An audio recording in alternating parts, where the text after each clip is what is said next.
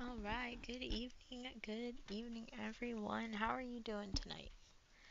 I am a little late. Sorry about that. Uh, I will try to do better, but I'm always just a little late. And I just recently, today, started doing some work at my gym, like cleaning up and whatnot. So, uh, ran a little bit longer than I expected, but we'll make it work. We'll make it work. So tonight we are starting Starship Troopers, with the hit movie Starship Troopers. But, the movie was based on the book Starship Troopers, so, you know, just in case you didn't know. And the author is Robert A. Heinlein. Heinlein? Heinlein? I'm not sure. It's like a German name, possibly. So if we open up the book, the first page says, "The historians can't seem to settle whether to call this one the third space war or the fourth, or whether the first interstellar war. Everything up to then and still later were incidents, patrols, or police actions. However, you are just as dead if you buy the farm in an incident as you are if you buy it in a declared war." So, sounds a little similar to Helldivers.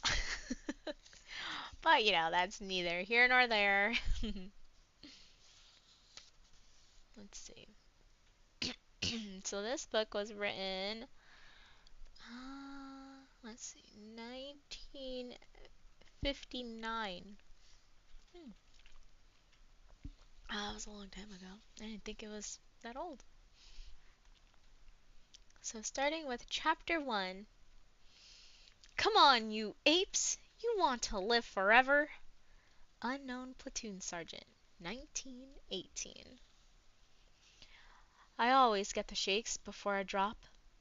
I've had the injections, of course, and hypnotic preparation, and it stands to reason that I can't really be afraid. The ship's psychiatrist has checked my brain waves and asked me silly questions while I was asleep, and he tells me that it isn't fear, it isn't anything important. It's just like that trembling of an eager racehorse in the starting gate. I couldn't say about that.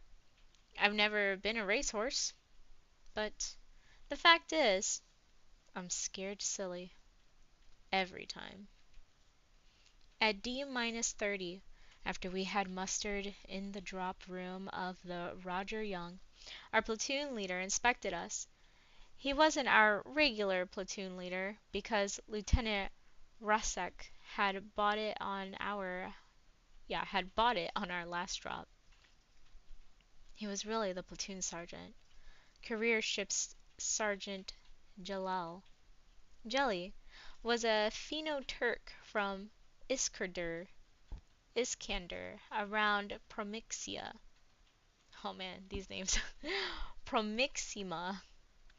A swarthy little man who looked like a clerk, but I've seen him tackle two berserk privates so big he had to reach up to grab them, crack their heads together like coconuts, step back out of the way while they fell.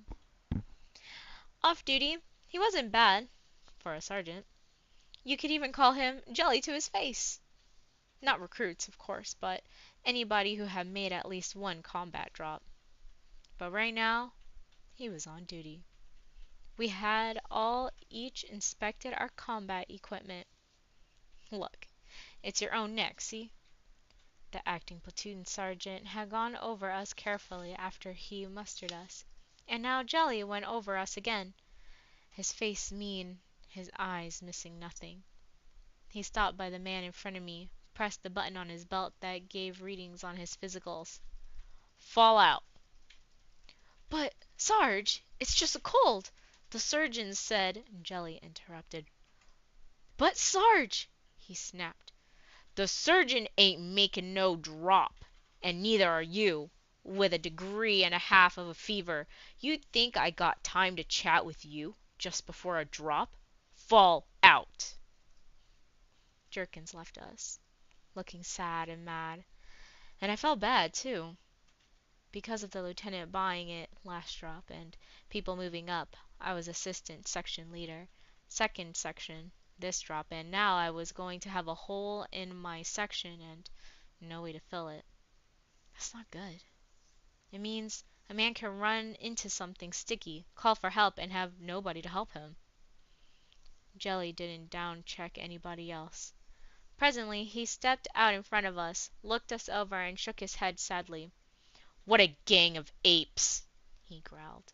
Maybe if you'd all buy at this drop, they could start over and build the kind of outfit the lieutenant expected you to be.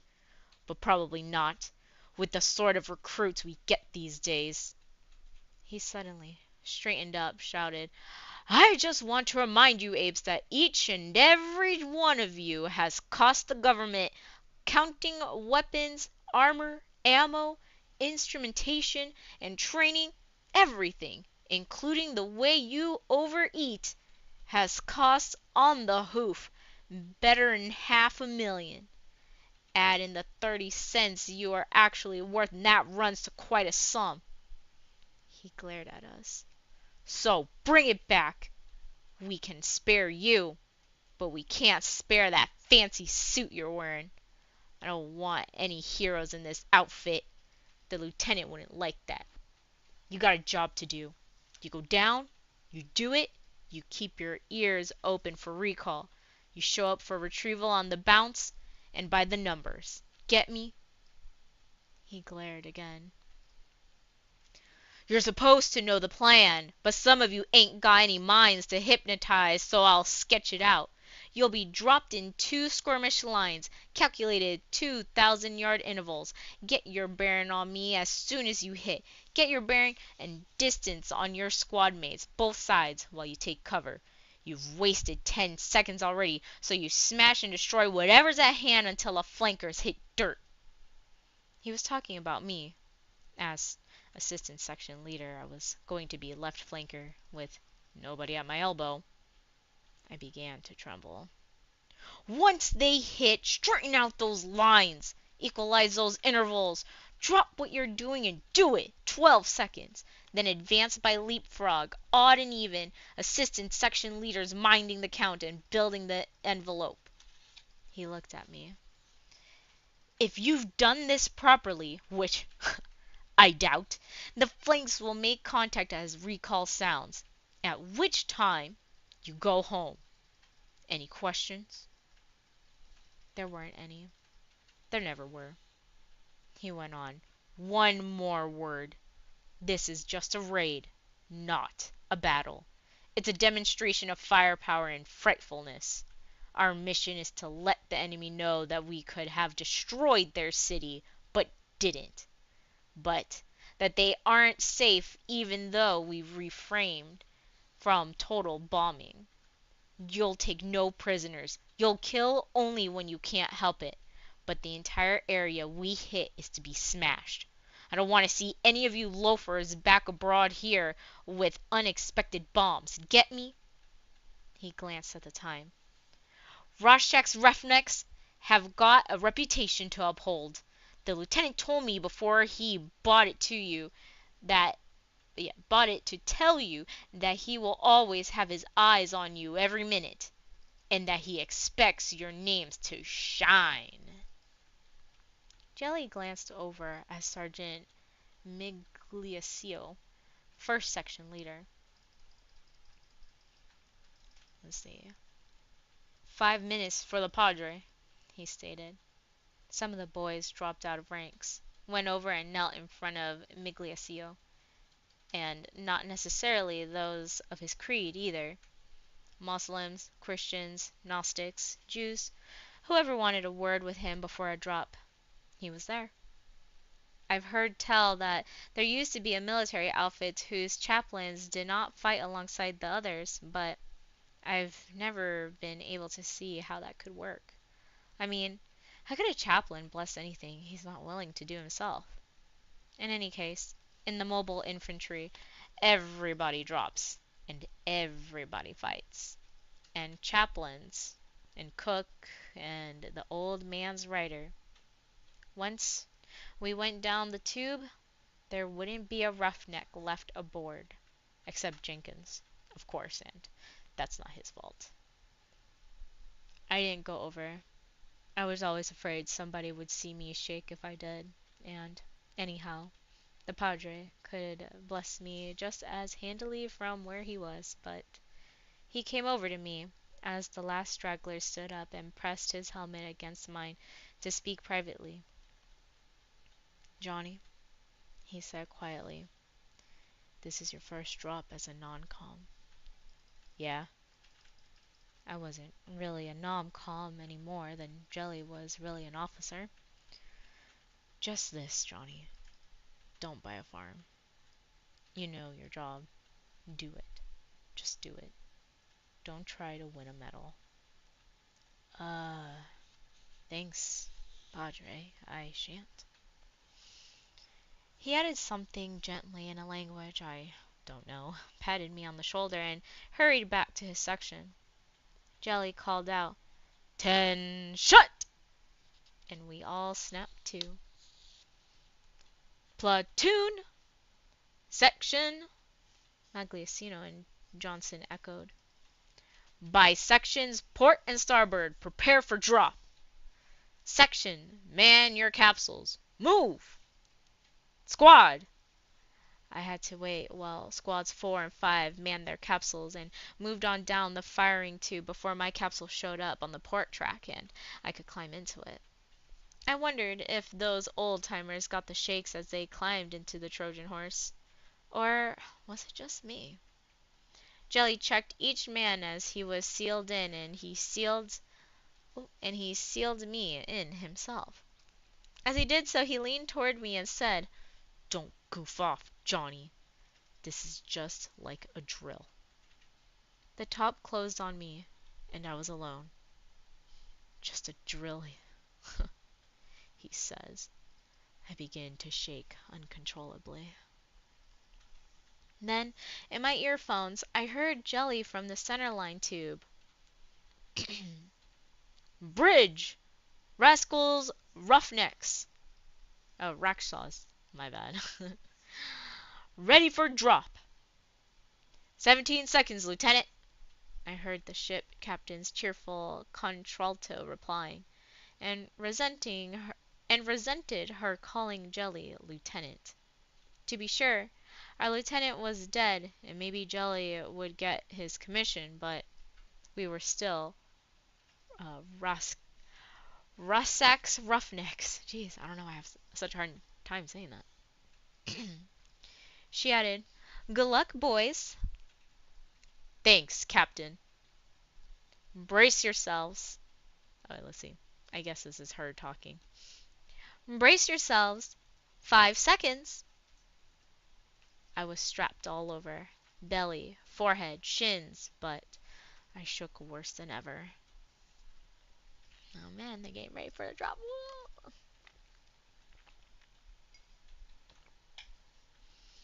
It's better after you unload. Until you do, you sit there in total darkness, wrapped like a mummy against an acceleration, barely able to breathe, and knowing that there is just nitrogen around you in the capsule, even if you could get your helmet open, which you can't, and knowing that the capsule is surrounded by the firing tube anyhow, and if the ship gets hit before they fire you, you haven't got a prayer. You'll just die there, unable to move, helpless. It's that endless wait in the dark that causes the shakes, thinking that they've forgotten you. The ship has been hulled and stayed in orbit, dead, and soon you'll buy it too, unable to move, choking. Or it's a crash orbit, and you'll buy it that way, if you don't roast on the way down. Then the ship's braking program hit us, and I stopped shaking. 8 Gs, I would say, or maybe 10. When a female pilot handles a ship, there's nothing comfortable about it.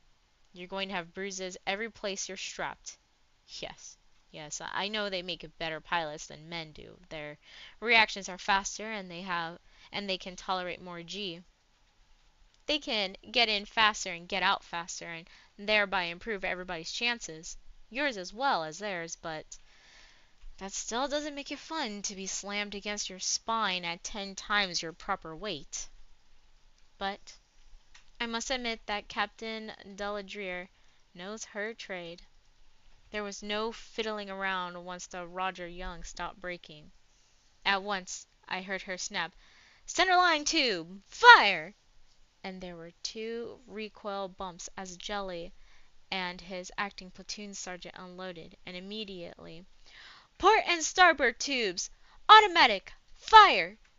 And the rest of us started to unload. Boom! And your capsule jerks ahead one place. Boom! And it jerks again. Precisely like cartridges feeding into the chamber of an old-style automatic weapon. Well, that's just what we were. Only the barrels of the gun were twin launching tubes built into a spaceship troop carrier, and each cartridge was a capsule big enough, just barely, to hold an infantryman with all field equipment. Boom! I was used to number 3 spot. Out early. Now I was tail end Charlie. Last out after 3 squads. It makes a tedious wait. Even with a capsule being fired every second, I tried to count the bumps. Boom! 12. Boom! 13. Boom! 14. With an odd sound to it. The empty one Jenkins should have been in. Boom! And clang! It's my turn, as my capsule slams into the firing chamber. Then whompow! The explosion hits with a force that makes the captain's braking maneuver feel like a love tap. Then suddenly, nothing. Nothing at all. No sound, no pressure, no weight. Floating in darkness. Free fall. Maybe 30 miles up. Above the effective atmosphere. Falling weightlessly toward the surface of a planet you've never seen. But I'm not shaking now. It's the weight beforehand that wears. Once you unload, you can't get hurt because if anything goes wrong, it will happen so fast that you'll buy it without noticing that you're dead already. Almost at once, I felt the capsule twist and sway, then steady down so that my weight was on my back. Weight that built up quickly until I was at my full weight, 0.87 G, we had been told. For that planet was the capsule, as the capsule reached terminal velocity for the thin upper atmosphere. A pilot who is a real artist, and the captain was, will approach and brake so that your launching speed as you shoot out of the tube places you just dead in space relative to the rotational speed of the planet at that latitude. The loaded capsules are heavy. They punch through the high, thin winds of the upper atmosphere without being blown too far out of position. But just the same, a platoon is bound to disperse on the way down, lose some of the perfect formation in which it unloads. A sloppy pilot can make this still worse. Scatter a strike group over so much terrain that it can't make a rendezvous for retrieval, much less carry out its mission. An infantryman can fight only if somebody else delivers him to his zone. In a way, I suppose pilots are just as essential as we are. Well, yeah, I mean, they gotta drop you off in the correct spot, I guess.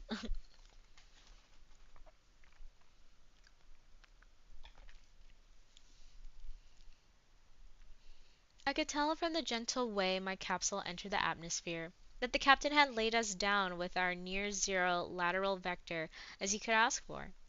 I felt happy. Not only a tight formation when we hit and no time wasted, but also a pilot who puts you down properly is a pilot who is smart and precise on retrieval. The outer shell burned away and sloughed off, unevenly, before I tumbled. Then the rest of it went and I straightened out. The turbulence brakes of the second shell bit in, and the ride got rough, and still rougher as they burned off one at a time and the second shell began to go to pieces. One of the things that helps a capsule trooper to live long enough to draw a pension is that the skins peeling off his capsule not only slow him down, they also fill the sky over the target area with so much junk that the radar picks up reflections from dozens of targets for each man in the drop, any one of which could be a man or a bomb or anything. It's enough to give a ballistic computer nervous breakdowns. And it does. To add to the fun, your ship lays a series of dummy eggs in the seconds immediately following your drop. Dummies that will fall faster because they don't slow. They get under you, explode, throw out window, even, yeah, throw out window, even operate as transponders, rocket sideways, and do other things to add to the confusion of your reception committee on the ground. In the meantime, your ship is locked firmly in the directional beacon of your platoon leader, ignoring the radar noise it has created and following you in, computing your impact for future use. When the second shell was gone, the third shell automatically opened my first ribbon shoot. It didn't last long, but it wasn't expected to. One good, hard jerk at several G and it went its way, and I went mine. The second shoot lasted a little bit longer, and the third shoot lasted quite a while. It began to be rather too warm inside the capsule, and I started thinking about landing. The third shell peeled off when its last shoot was gone, and now I had nothing around me but my suit armor and a plastic egg. Tika says, yes! We got that Starship Troopers. our man Rico's about to land. I was still strapped inside it, unable to move. It was time to decide how and where I was going to ground. Without moving my arms, I couldn't.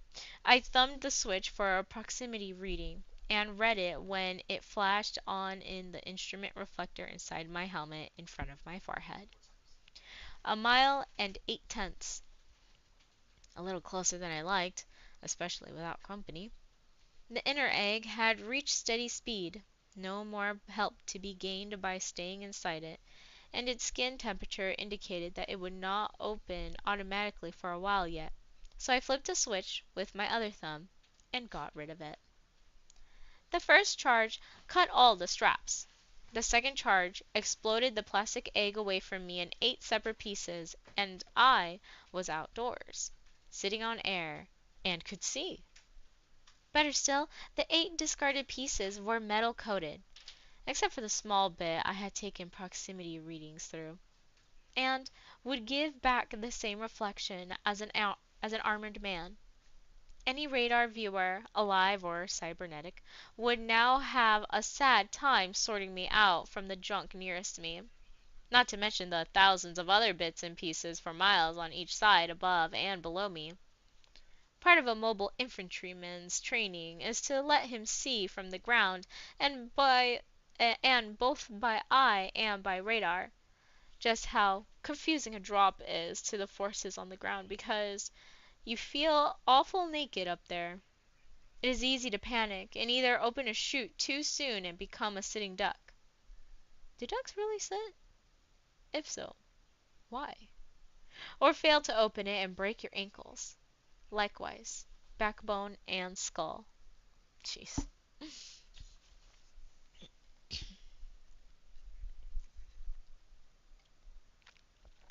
Well, I hope everyone is having a good night so far. Or a good day if you're, you know, in daytime hours.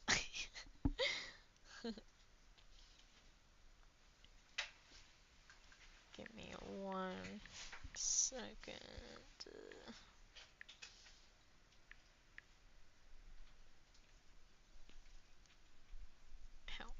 My wrist hurts.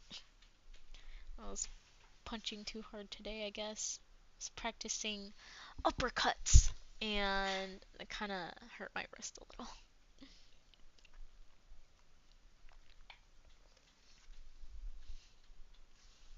Okay, let me see where I'm at. Okay. So I stretched, getting the kinks out, and looked around, then doubled up again and straightened out in a swan dive, face down, and took a good look. It was night down there, as planned, but infrared snoopers let you size up terrain quite well after you are used to them. The river that cut diagonally through the city was almost below me, and coming up fast, shining out clearly with a higher temperature than the land. I didn't care which side of it I landed on, but I didn't want to land in it. It would slow me down. I noticed a flash off to the right at about my altitude. Some unfriendly native down below had burned what was probably a piece of my egg. So I fired my first shoot at once, intending, if possible, to jerk myself right off his screen as he followed the targets down in close range. I braced for the shock, rode in, then floated down for about 20 seconds before unloading the chute, not wishing to call attention to myself in still another way, but by not falling at the speed of the other stuff around me. It must have worked. I wasn't burned. About 600 feet up, I shot the second chute. Saw very quickly that I was being carried over into the river. Found that I was going to pass about 100 feet up over a flat-roofed warehouse or some such by the river. I blew the chute free and came in for a good enough, if rather bouncy, landing on the roof by means of the suit's jump jets. I was scanning for Sergeant Jalel's beacon as I hit, and found that I was on the wrong side of the river. Jelly Star showed up on the compass ring inside my helmet, far south of where it should have been. It was too far north. I trotted toward the river side of the roof as I took a range and bearing on the squad leader next to me. Found that he was over a mile out of position, called, wait, who's talking? Okay. He was out of position, called, Ace! Dress your line! Tossed a bomb behind me as I stepped off the building and across the river. Ace answered, and I could have expected. Ace should have had my spot, but he didn't want to give up his squad. Nevertheless, he didn't fancy taking orders from me.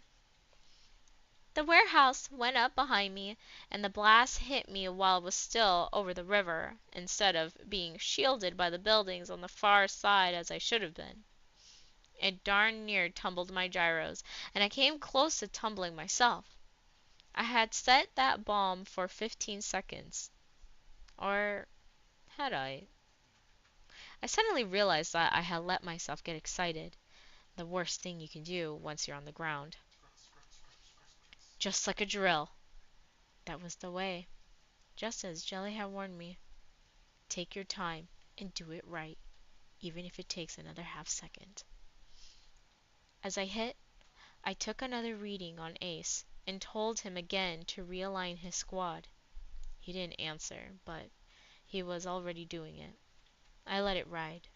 As long as Ace did his job, I could afford to swallow his surliness. For now. But back aboard ship, if Jelly kept me on as assistant section leader, we would eventually have to pick a quiet spot and find out who was boss. He was a career corporal, and I was just a term lance acting as corporal. But he was under me, and you can't afford to take any lip under those circumstances. Not permanently. But I didn't have time then to think about it.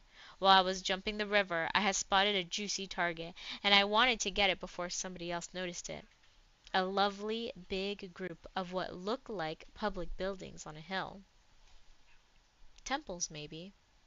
Or a palace. They were miles outside the area we were sweeping, but one rule of a smash and run is to expend at least half your ammo outside your sweep area. That way, the enemy is kept confused as to where you actually are. And, and keep moving. Do everything fast. You're always heavily outnumbered. Surprise and speed are what saves you. I was already loading my rocket launcher while I was checking on Ace and telling him for the second time to straighten up. Jelly's voice reached me again. Right on top of that, oh my gosh, can't read. Right on top of that, on the all hands circuit. Platoon! Leapfrog! Forward! My boss, Sergeant Johnson, echoed. By leapfrog! Odd numbers, advance! That left me with nothing to worry about for 20 seconds, so I jumped up on the building nearest me, raised the launcher to my shoulder, found the target, and pulled the first trigger to let the rocket have a look at its target. Pulled the second trigger and kissed it on its way. Jumped back to the ground. Second section, even numbers, I called out. Waited for the count in my mind and ordered, advance! And did so myself, hopping over the next row of buildings, and, while I was in the air, fanning the first row by the river front with a hand flamer. They seemed to be wood construction, and it looked like time to start a good fire. With luck, some of those warehouses would house oil products or even explosives. As I hit, the Y rack on my shoulders launched two small HE bombs, a couple of 100 yards each way to my right and left flanks, but I never saw what they did as just then my first rocket hit. That unmistakable, if you've ever seen one, brilliance of an atomic explosion. It was just a peewee, of course. Less than 2 kilotons nominal yield, with tamper and implosive squeeze to produce results from a less than critical mass. But then who wants to buy bunkmates with a cosmic catastrophe? It was enough to clean off that hilltop and make everybody in the city take shelter against fallout. And better still, any of the local yokels who happened to be outdoors and looking that way wouldn't be seeing anything else for a couple of hours. Meaning me.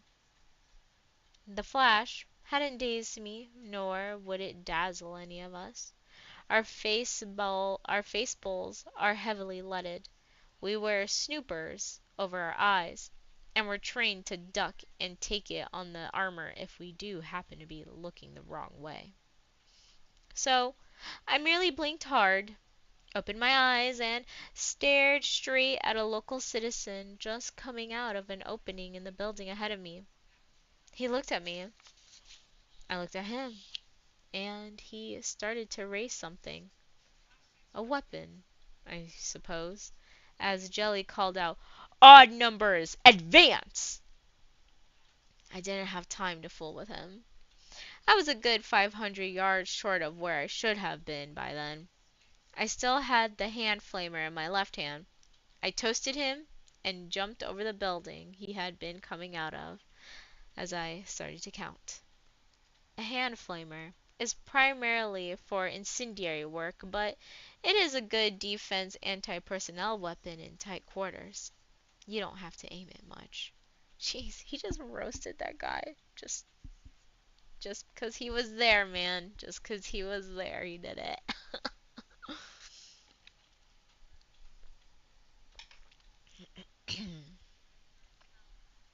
Between excitement and anxiety to catch up, I jumped too high and too wide. It's always a temptation to get the most out of your jump gear, but don't do it. It leaves you hanging in the air for seconds, a big fat target. The way it advances is to skim over each building as you come to it, barely clearing it. and taking full advantage of cover while you're down, and never stay in one place more than a second or two. Never give them time to target in on you, because somewhere else, anywhere, you just gotta keep moving. This one, I goofed. Too much for one row of buildings, too little for the row beyond it. I found myself coming down on a roof, but not a nice flat one where I might have tarried 3 seconds to launch another peewee. A rocket. A rocket. That's the name of it. Capital A and then rocket. This roof was a jungle of pipes and stanchions? Stanchions? A assorted ironmongery. Mongery? Ooh, don't know that word. A factory, maybe, or some sort of chemical works. No place to land. Worse still, half a dozen natives were up there. These geezers are humanoid, 8 or 9 feet tall, much skinnier than we are, and with a higher body temperature. They don't wear any clothes, and they stand out in a set of snoopers, like a neon sign. They look still funnier in daylight with your bare eyes, but I would rather fight them than the arachnids. Those bugs make me queasy. If these laddies were up there 30 seconds earlier when my rocket hit, then they couldn't see me or anything. But I couldn't be certain, and didn't want to tangle with them in any case. It wasn't that kind of a raid. So I jumped again while I was still in the air, scattered a handful of 10-second fire pills to keep them busy, grounded, jumped again at once and called out, "Second section, even numbers, advance!" and kept right on going to close the gap, while trying to spot every time I jumped something worth expending a rocket on.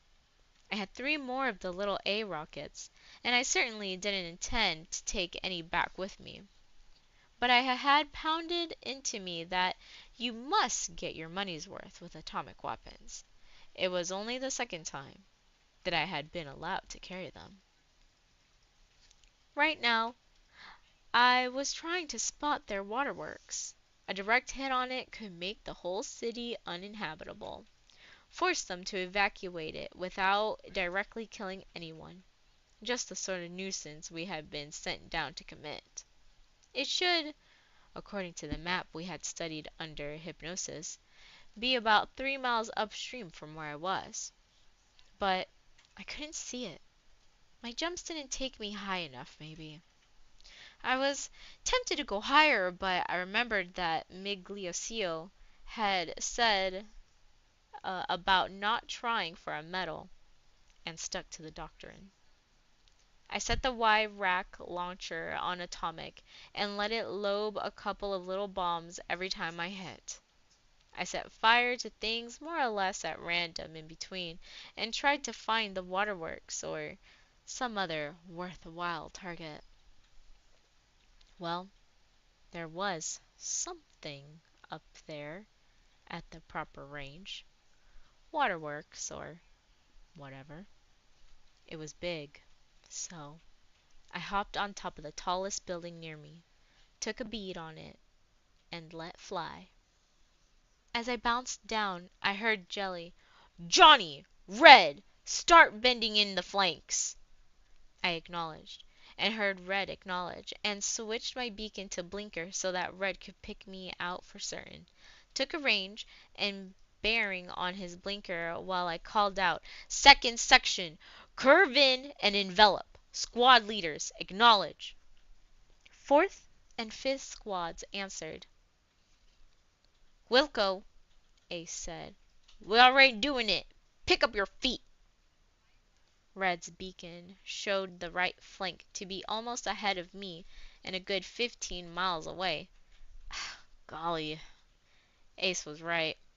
I would have to pick up my feet or I would never close the gap in time. And me, with a couple of hundred weight of ammo and sundry nastiness still on me, that I just had to find time to use it up. We had landed in front of a V formation, with jelly at the bottom of the V, and red and myself at the ends of the two arms. Now we had to close it into a circle around the retrieval rendezvous, which meant that Red and I each had to cover more ground than the others and still do our full share of damage. At least the leapfrog advance was over with once we started to encircle. I could quit counting and concentrate on speed. It was getting to be less healthy to be anywhere, even moving fast. We had started with the enormous advantage of surprise, reached the ground without being hit, at least I hoped nobody had been hit coming in, and had been rampaging in among them in a fashion that let us fire at will without fear of hitting each other, while they stood a big chance of hitting their own people and shooting at us, even if they could find us to shoot at all. I'm no games theory expert, but I doubt if any computer could have analyzed what we were doing in time to predict where we would be next. Nevertheless, the home defenses were beginning to fight back, coordinated or not. I took a couple of near misses with explosives, close enough to rattle my teeth even inside my armor, and once I was brushed by some sort of beam that made my hair stand on end and half paralyzed me for a moment, as if I had hit my funny bone, but all over. If the suit hadn't already been told to jump, I guess I wouldn't have got out of there. Things like that make you pause to wonder why you ever took up soldiering. Only, I was too busy to pause for anything. Twice, jumping blind over buildings, I landed right in the middle of a group of them, jumped at once while fanning wildly around me with the other flamer. Spurred on this way. I closed about half of my share of the gap, maybe 4 miles, in minimum time, but without doing much more than casual damage. My Y rack had gone empty 2 jumps back. Finding myself alone in sort of a courtyard, I stopped to put my reserve HE bombs into it. While I took a bearing on Ace, found that I was far enough out in front of the flank squad to think about expending my last 2 A rockets. I jumped to the top of the tallest building in the neighborhood. It was getting light enough to see. I flipped the snoopers up onto my forehead and made a fast scan with bare eyes, looking for anything behind us worth shooting at. Anything at all. I had no time to be choosy. There was something on the horizon in the direction of their spaceport. Administration and control maybe, or possibly even a starship. Almost in line, and about half as far away was an enormous structure which I couldn't identify, even that loosely. The range to the spaceport was extreme, but I let the rocket see it and said, "Go find it, baby!" and twisted its tails, slapped the last one in, sent it toward the nearest target, and jumped. That building took a direct hit just as I left it. Either a skinny had judged correctly that it was worth one of their buildings to try for one of us, or one of my own mates was getting mighty careless with fireworks. Either way, I didn't want to jump from that spot. Even a skimmer, I decided to go through the next couple of buildings instead of over. So I grabbed the heavy flamer off my back as I hit, and flipped the snoopers down over my eyes. Tackled the wall in front of me with a knife beam at full power. A section of wall fell away, and I charged in.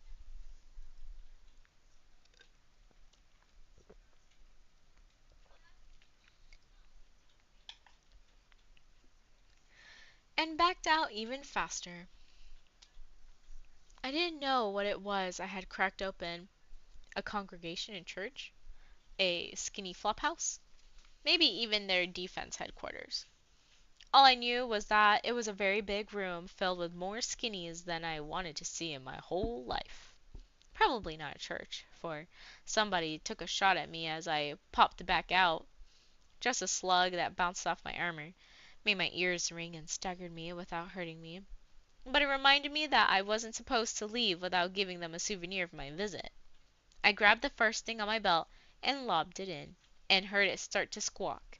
As I keep telling you in basic, doing something constructive at once is better than figuring out the best thing to do hours later. By sheer chance, I had done the right thing. This was a special bomb, one each issued to us for this mission, with instructions to use them if we found ways to make them effective. The squawking I heard as I threw it was the bomb shouting in skinny talk. In skinny talk, oh my god. In skinny talk, free translation. I'm a 30-second bomb. I'm a 30-second bomb. 29, 28, 27. It was supposed to frazzle their nerves. Maybe it did. It certainly frazzled mine. Kinder to shoot a man. I didn't wait for the countdown. I jumped, while I wondered whether they would find enough doors and windows to swarm out of in time. I got a bearing on Red's blinker at the top of the jump, and one on Ace as I grounded. I was falling behind. Again. Time to hurry. But 3 minutes later, we had closed the gap. I had Red on my left flank, a half-mile away. He reported it to Jelly. We heard Jelly's relaxed growl to the entire platoon. Circle is closed, but the beacon is not down yet. Move forward slowly and mill around. Make a little more trouble. But mind the lad on each side of you.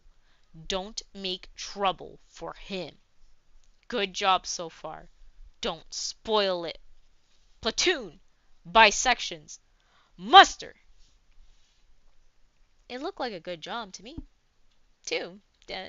Much of the city was burning, and although it was almost full light now, it was hard to tell whether bare eyes were better than snoopers.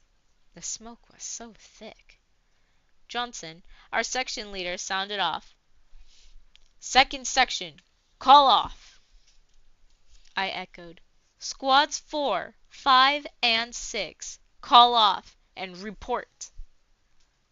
The assortment of safe circuits we had available in the new model comm units certainly speeded things up. Jelly could talk to anybody or to his section leaders.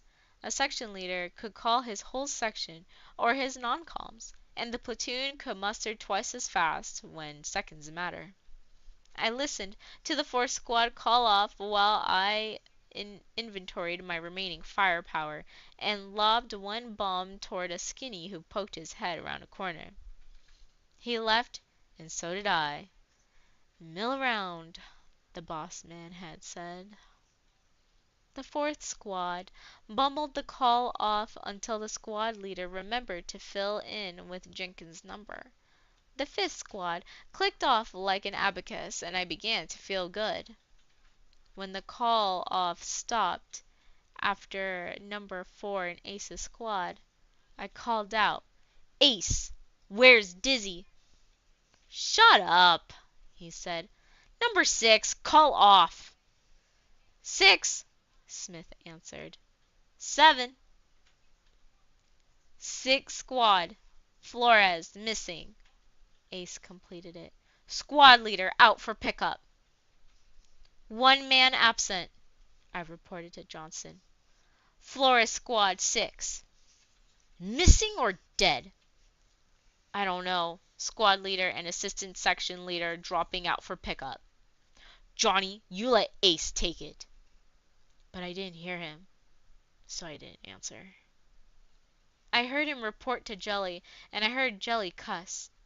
Now look, I wasn't bucking for a medal. It's the assistant section leader's business to make pickup.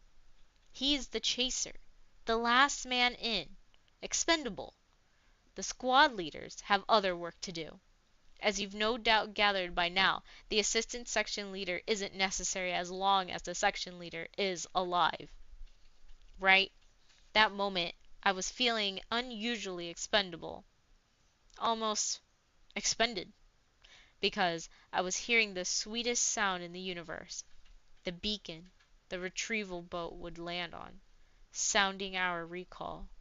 The beacon the beacon is a robot rocket fired ahead of the retrieval boat.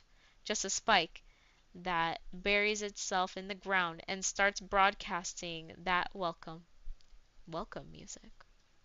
The retrieval boat homes in on it automatically 3 minutes later, and you had better be on hand because the bus can't wait and there won't be another one long.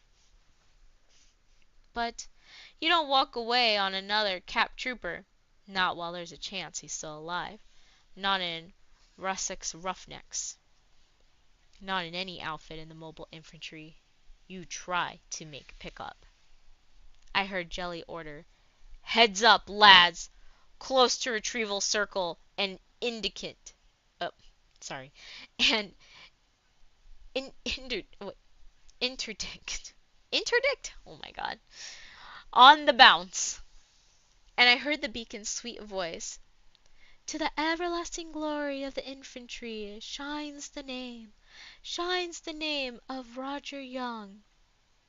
And I wanted to hear it I wanted to head for it so bad. I could taste it. Instead, I was headed the other way, closing on Ace's beacon and expending what I had left of bombs and fire pills and anything else that would weigh me down. "Ace, you got this beacon?" "Yes, go back, useless." "I've got you by eye now. Where is he?" "Right ahead of me. Maybe a quarter mile." Oh yeah, this is Ace. Ace, yeah. "Right ahead of me. Maybe quarter mile. Scram! He is my man." I didn't answer. I simply cut left oblique to reach Ace about where he said Dizzy was, and found Ace standing over him. A couple of skinnies flamed down and more running away. I lit beside him. Let's see. "Let's get him out of his armor. The boat'll be down any second." "He's too bad hurt." I looked and saw that it was true. There was actually a hole in his armor and blood coming out, and I was stumped. To make a wounded pickup, you get him out of his armor. Then you simply pick him up in the arms. No trouble in a powered suit. And bounce away from there. A bear man weighs less than the ammo and stuff you've expended. "What'll we do?" "We carry him," Ace said grimly. "Grab a hold the left side of his belt." He grabbed the right side. We manhandled Flores to his feet. "Lock on. Now. By the numbers. Stand by to jump. 1, 2." We jumped. Not far. Not well. One man alone couldn't have gotten him off the ground. An armored suit is too heavy. But split it between 2 men, and it can be done.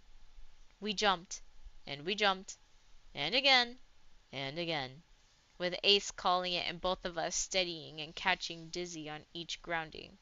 His gyros seemed to be out. We heard the beacon cut off as the retrieval boat landed on it. I saw it land, and it was too far away. We heard the acting platoon sergeant call out, "In succession, prepare to embark." And Jelly called out, "Belay that order." We broke at last into the open and saw the boat standing on its tail. Heard the ululation of its takeoff warning. Saw the platoon still on the ground around it, in interdiction circle, crouching behind the shield they had formed. Heard Jelly shout, "In succession, man the boat, move, and we are still too far away." I could see them peel off from the first squad, swarm into the boat as the interdiction circle tightened, and a single figure broke out of the circle, came toward us at a speed possible only to a command suit. Jelly caught us while we were in the air, grabbed Flores by his Y-rack, and helped us lift. 3 jumps got us to the boat. Everybody else was inside, but the door was still open. We got him in and closed it while the boat pilot screamed that we had made her miss rendezvous, and now we had all bought it. Jelly paid no attention to her. We laid Flores down and lay down beside him. As the blast hit us, Jelly was saying to himself, "All present, Latoon." My gosh, if only I could read, right? "All present, Lieutenant. 3 men hurt, but all present." I'll say this for Captain Deladrier. They don't make any better pilots. A rendezvous, boat to ship in orbit, is precisely calculated. I don't know how, but it is. And you don't change it. You can't. Hey, we got Squave up in the chat. What's up, man? What up? It's the wrong account. It's okay. Well, how you doing, man? We're about to be at the end of chapter 1.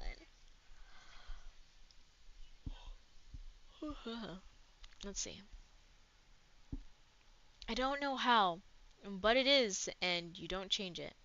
You can't. Only she did. She saw in her scope that the boat had failed to blast on time. She braked back, picked up speed again, and matched and took us in, just by eye and touch. No time to compute it. If the Almighty ever needs an assistant to keep the stars in their courses, I know where he can look. Flores died on the way up. Damn, what the hell? They went through all that trouble to save Flores, and then he just freaking died.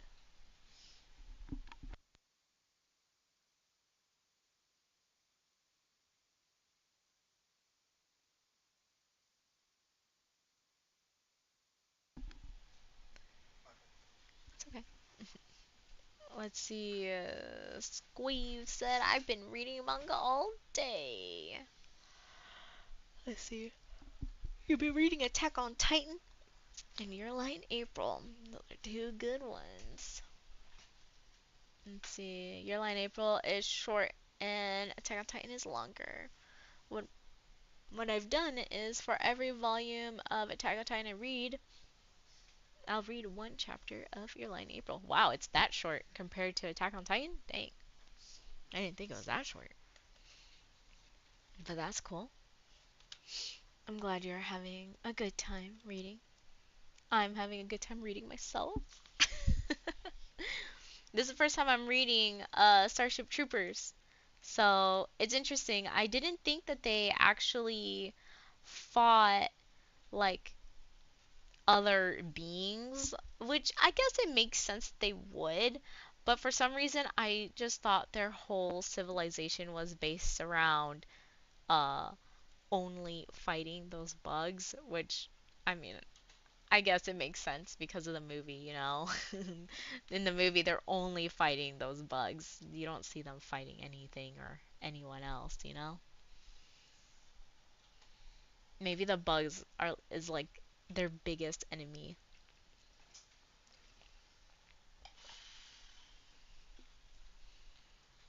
Let's see. Squave said, well, there's 11 volumes of Your Lie in April and 34 volumes in Attack on Titan. Oh, excuse me. Huh. That's weird. And it's shorter? Hmm. Well, I guess the anime is kind of short, you know, seeing as. Well, you know, I'm not going to give any spoilers just in case somebody wants to look up Your Lie in April. Alright, chapter 2. Let's see. Oh, yeah, it's like, it starts off with a little song. It scared me, so I hooked it off, nor stopped as I remember, no turned about till I got home, locked up in mother's chamber. Yankee Doodle, keep it up, Yankee Doodle dandy. Mind the music and the steppin', with the girls be handy. So that's the start of chapter 2. Squave, yes, let them find Your Lie in April themselves. Yeah, might wanna be careful with that one. Anybody who's watching.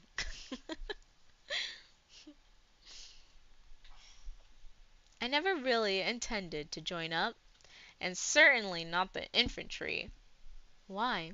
I would rather have taken 10 lashes in the public square and have my father tell me that I was a disgrace to be a proud name. Now, oh, how I had mentioned to my father, late in my senior year in high school, that I was thinking over the idea of volunteering for federal service. I suppose every kid does when his 18th birthday heaves into sight, and mine was due the week I graduated. Of course, most of them just think about it, toy with the idea a little, then go do something else. Go to college, or get a job, or something. I suppose it would have been that way with me if my best chum had not, with dead seriousness, planned to join up. Carl and I had done everything together in high school. Eyed the girls together, double dated together, been on the debate team together, pushed electrons together in his home lab.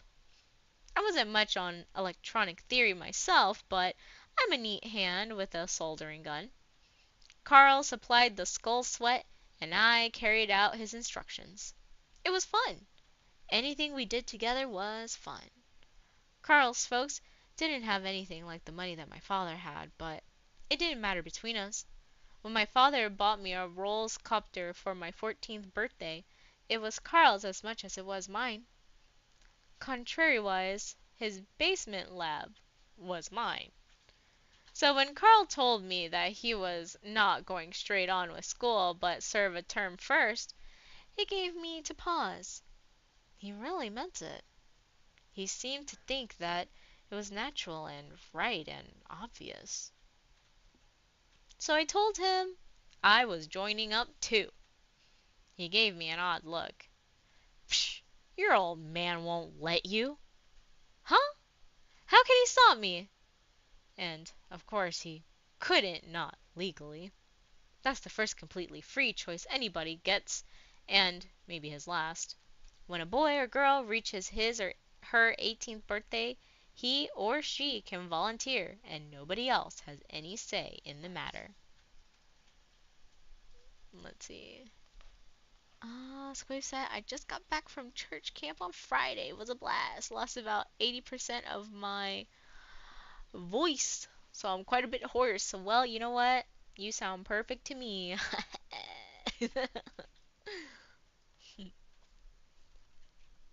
Let's see.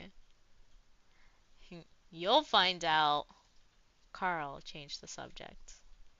So I took it up with my father, tentatively, edging into it sideways. He put down his newspaper and cigar and stared at me. Son, are you out of your mind? I muttered that I didn't think so. Well, it certainly sounds like it is. Like it is. Like it. He sighed. Still, I should have been expecting it. It's a predictable stage in a boy's growing up.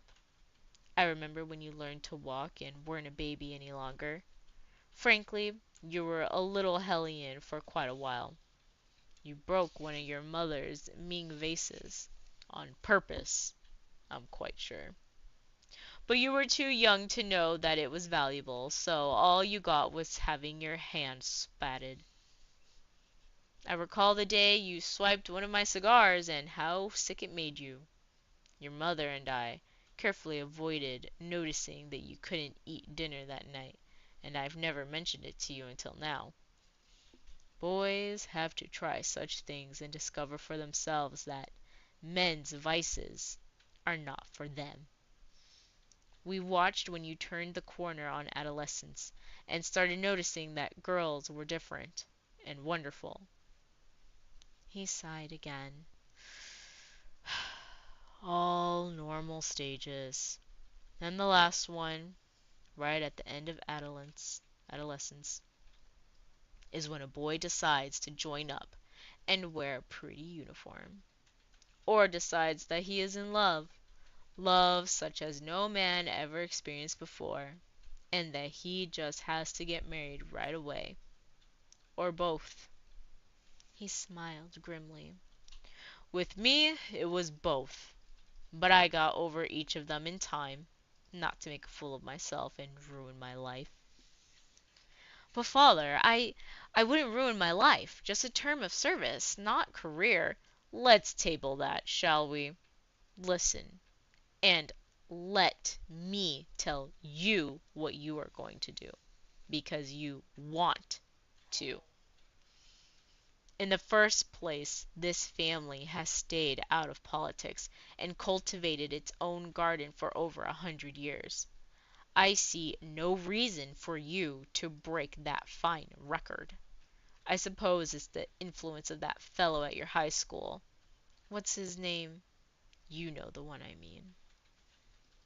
He meant our instructor in history and moral philosophy. A veteran, naturally. Mr. Du Bois? Hmm, a silly name. It suits him. Foreigner, no doubt. It ought to be against the law to use the schools as undercover recruiting stations. I think I'm going to write a pretty sharp letter about it. A taxpayer has some rights. But father, he doesn't do that at all. He... I stopped, not knowing how to describe it. But Mr. Du Bois had a snotty, superior manner. He acted as if none of us was really good enough to volunteer for service. I didn't like him. If anything, he discourages it. Huh. Do you know how to lead a pig? Never mind. When you graduate, you're going to study business at Harvard. You know that. After that, you will go on to the Sorbonne, and you'll travel a bit along with it. Meet some of our distributors. Find out how business is done elsewhere. Then, you'll come home and go to work. You'll start with the usual menial job, stock clerk or something, just for form's sake. But you'll be an executive before you can catch your breath. Because I'm not getting any younger, and the quicker you can pick up the load, the better. As soon as you're able and willing, you'll be boss. There. How does that strike you as a program, as compared with wasting 2 years of your life? Let's see. Squave said, wait a minute. Is Starship Troopers the one that is essentially Helldivers? Yes. You mean Helldivers is essentially Starship Troopers because Starship Troopers came out first. But yeah, that's what it is. Have you seen the movie? There's a movie. I don't it's not I don't know how much like is based off of the book, but yeah. The movie's all right. If you watch it, it'll be like watching Helldivers, honestly. um, I'm pretty sure it's on Netflix. There's like some adult scenes in there, so just a heads up, you know. Let's see. I didn't say anything. None of it was news to me. I just thought about it. Father stood up and put a hand on my shoulder. Son, don't think I don't sympathize with you. I do, but look at the real facts. If there were a war, I'd be the first to cheer you on, and to put the business on a war footing. But there isn't, and praise God there never will be again. We've outgrown wars. This planet is now peaceful and happy, and we enjoy good enough relations with other planets. So what? So what is this so-called federal service? Parasitism. Parasitism, pure and simple. A functionless organ, utterly obsolete, living on the taxpayers. a decidedly expensive way for inferior people who otherwise would be unemployed to live at public expense for a term of years, then give themselves airs for the rest of their lives. Is that what you want to do? Dang, so rude. Carl isn't inferior. Sorry, no, he's a fine boy, but misguided. He frowned and then smiled. Son, I had intended to keep something as a surprise for you, a graduation present. But I'm going to tell you now so that you can put this nonsense out of your mind more easily. Not that I am afraid of what you might do. I have confidence in your basic good sense, even at your tender years. But you are troubled, I know, and this will clear it away. Can you guess what it is? Uh, no. He grins. A vacation trip to Mars. I must have looked stunned. Golly, father, I had no idea. I meant to surprise you, and I see I did. I know how you kids feel about travel, though it beats me what anyone sees in it after the first time out, but this is a good time for you to do it. By yourself. Did I mention that? And get it out of your system, because you'll be hard pressed to get in even a week on Luna once you take up your responsibilities. He picked up his paper. No, don't thank me. Just run along and let me finish my paper. I've got some gentlemen coming in this evening shortly. Business. Let's see. Square said, I mean, nowadays, what's any PG-13 movie without that one scene that's inappropriate and unnecessary? I mean, I guess the adult scenes in Starship Troopers kind of make sense ish. I mean, they're in like a war time situation, you know? So I guess it kind of makes sense on a basic human instinct level, you know? But yeah, it happens. It's not too bad. But I mean, I'm not saying you should go watch it. That's on you. I didn't say that. All right, let's see. I ran along. I guess he thought that settled it. And I suppose I did too. Mars. And on my own. But I didn't tell Carl about it. I had a sneaking suspicion that he would regard it as a bribe. Well, maybe it was. Instead, I simply told him that my father and I seemed to have different ideas about it. Yeah, he answered.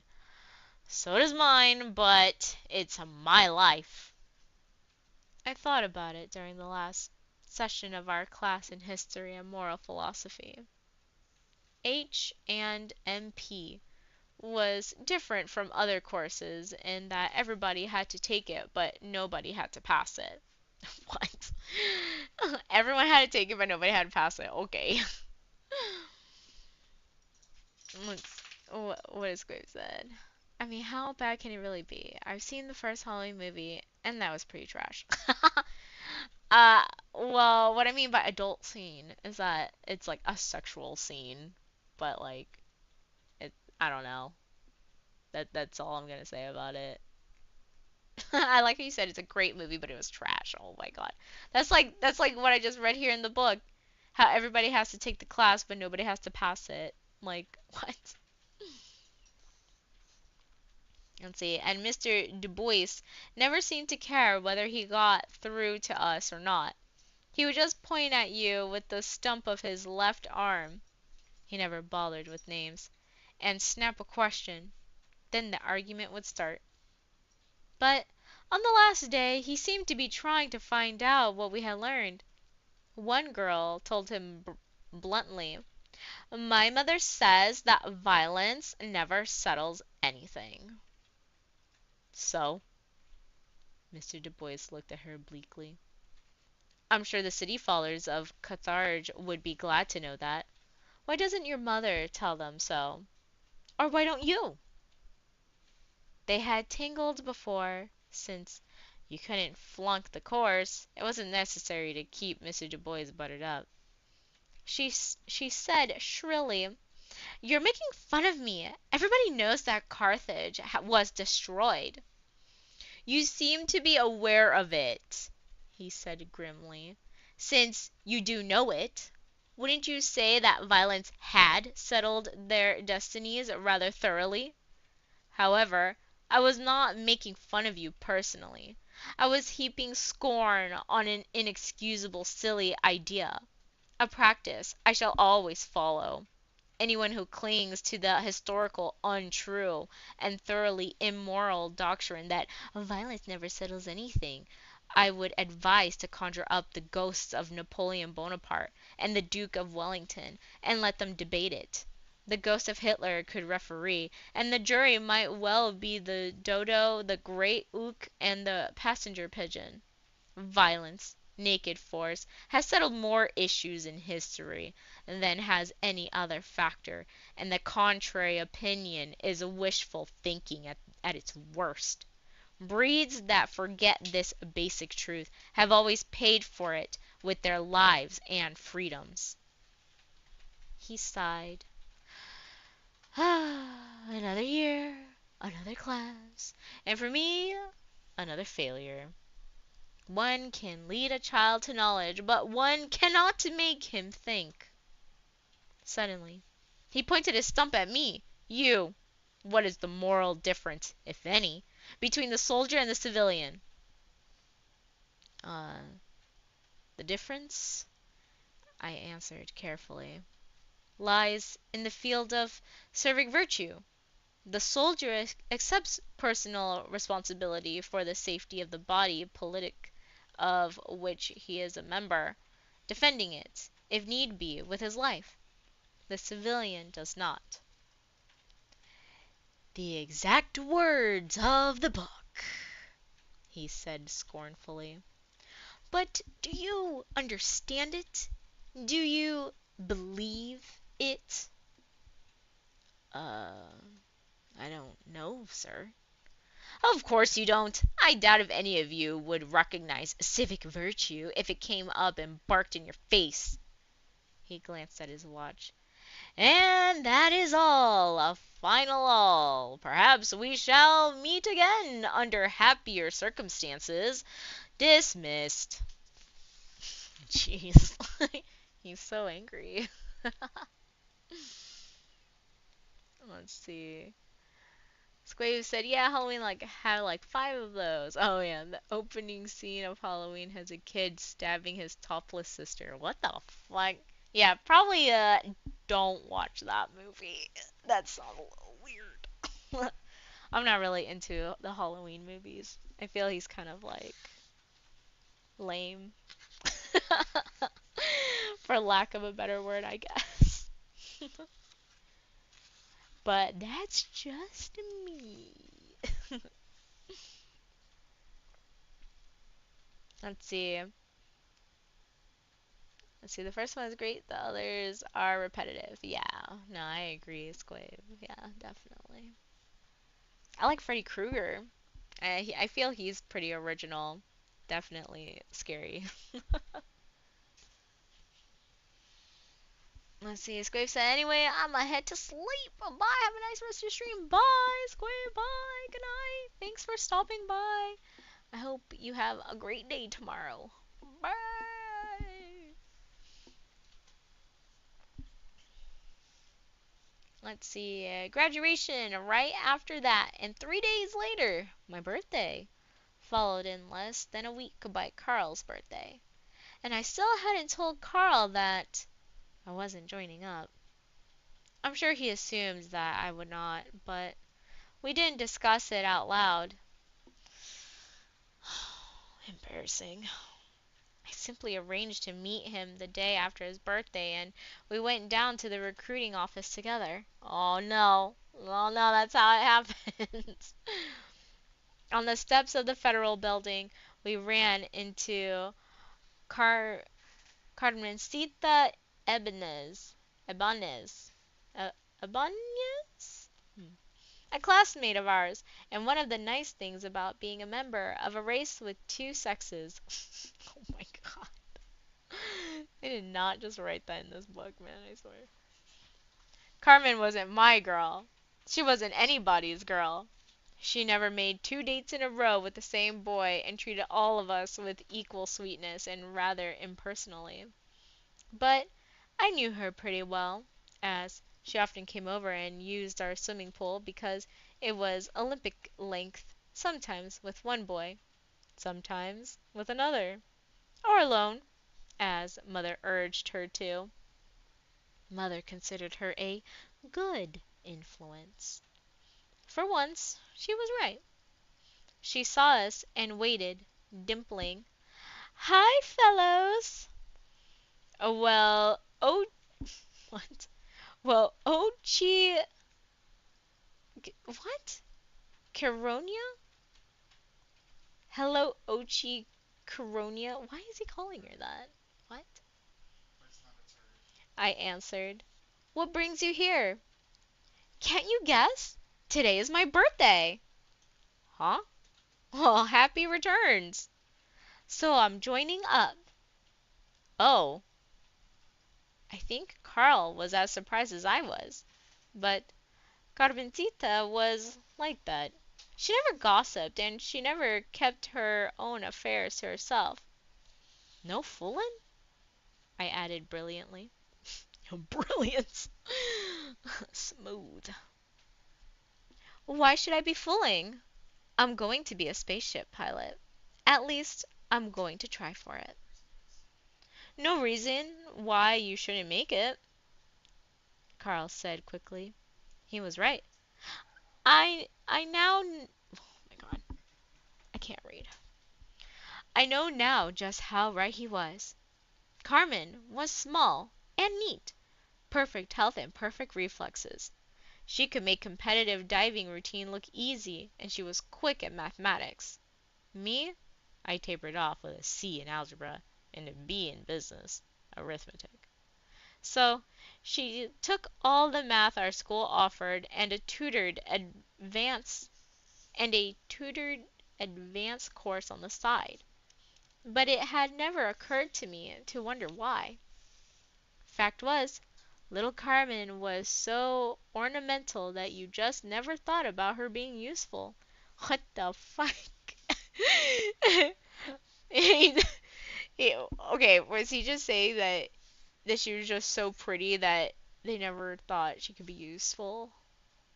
Oh my god, that's funny.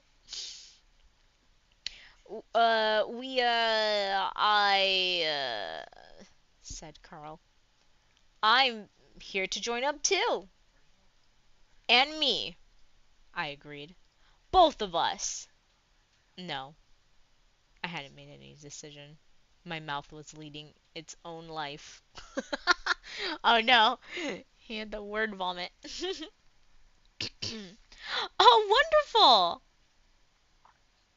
And I'm going to buck for space pilot too, I added firmly.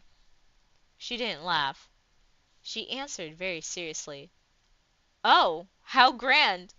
Perhaps in training we'll run into each other. I hope so. Collision courses? Asked Carl. That's a no go. That's a no good way to pilot. Don't be silly, Carl. On the ground, of course. Are you going to be a pilot too? Me? Carl answered. I'm no truck driver. You know me. Starside R&D. If they'll have me, electronics. Truck drivers indeed. I hope they stick you out on Pluto and let you freeze. No, I don't. Good luck. Let's go in, shall we? The recruiting station was inside a railing in the rotunda. A fleet sergeant sat at a desk there, in dress uniform, gaudy as a circus. His chest was loaded with ribbons. I couldn't read, but his right arm was off, so short that his tunic had been tailored without any sleeve at all. And when you came up to the rail, you could see that he had no legs. It didn't seem to bother him. Carl said, "Good morning. I want to join up." "Me too," I added. He ignored us. He managed to bow while sitting down and said, "Good morning, young lady. What can I do for you?" "I want to join up too." He smiled. "Good girl! If you'll just scoot up to room 201 and ask for Major Rojas, she'll take care of you." He oh, he looked her up and down. "Pilot?" "If possible." "You look like one. Well, see Miss Rojas." She left, with thanks to him and a "see you later" to us. He turned his attention to us, sized us up, with a total absence of the pleasure he had shown in little Carmen. "So?" he said. "For what? Labor battalions?" "Oh, no," I said. "I'm going to be a pilot." He stared at me and simply turned his eyes away.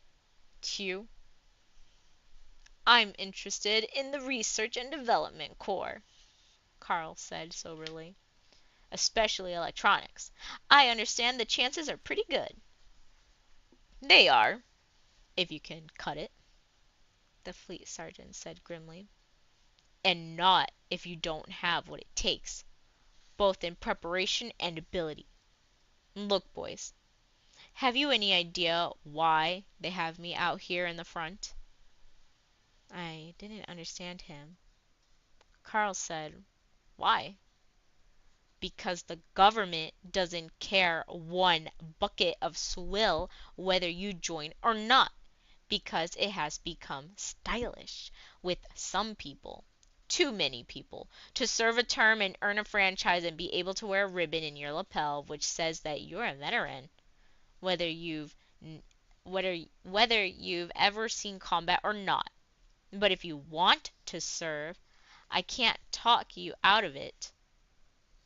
Then we have to take you because that's your constitutional right. It says that everybody, male or female, shall have his born right to pay his service and assume full citizenship. But the facts are that we are getting hard pushed to find things for all the volunteers to do that aren't just glorified KP. You can't all be the real military men. We don't need that many. And most of the volunteers aren't number one soldier material anyhow. Got any idea what it takes to make a soldier?" No," I admitted. "Most people think that all it takes is 2 hands and 2 feet and a stupid mind. Maybe so, for cannon fodder. Possibly that was all that Julius Caesar required, but a private soldier today is a specialist so highly skilled that he would rate master in any other trade. We can't afford stupid ones. So for those who insist on serving their term but haven't got what we want and must have, we've had to think up a whole list of dirty, nasty, dangerous jobs that will either run 'em home with their tails between their legs or their terms incompleted. Or, at the very least, make them remember for the rest of their lives that their citizenship is valuable to them because they've paid a high price for it. Take that young lady who was here, wants to be a pilot. I hope she makes it. We always need good pilots, not enough of them. Maybe she will. But if she misses, she may wind up in Antarctica, her pretty eyes red from never seeing anything but artificial lights, and her knuckles calloused from hard, dirty work." I wanted to tell him that the least Carmencita could get was computer programmer for the Skywatch. She really was a whiz at math. But he was talking. "So they put me out here to discourage you boys. Look at this." He shoved his chair round to make sure that we could see that he was legless. "Let's assume that you don't wind up digging tunnels on Luna or playing human guinea pig for new diseases through sheer lack of talent. Suppose we do make a fighting man of you. Take a look at me. This is what you may buy.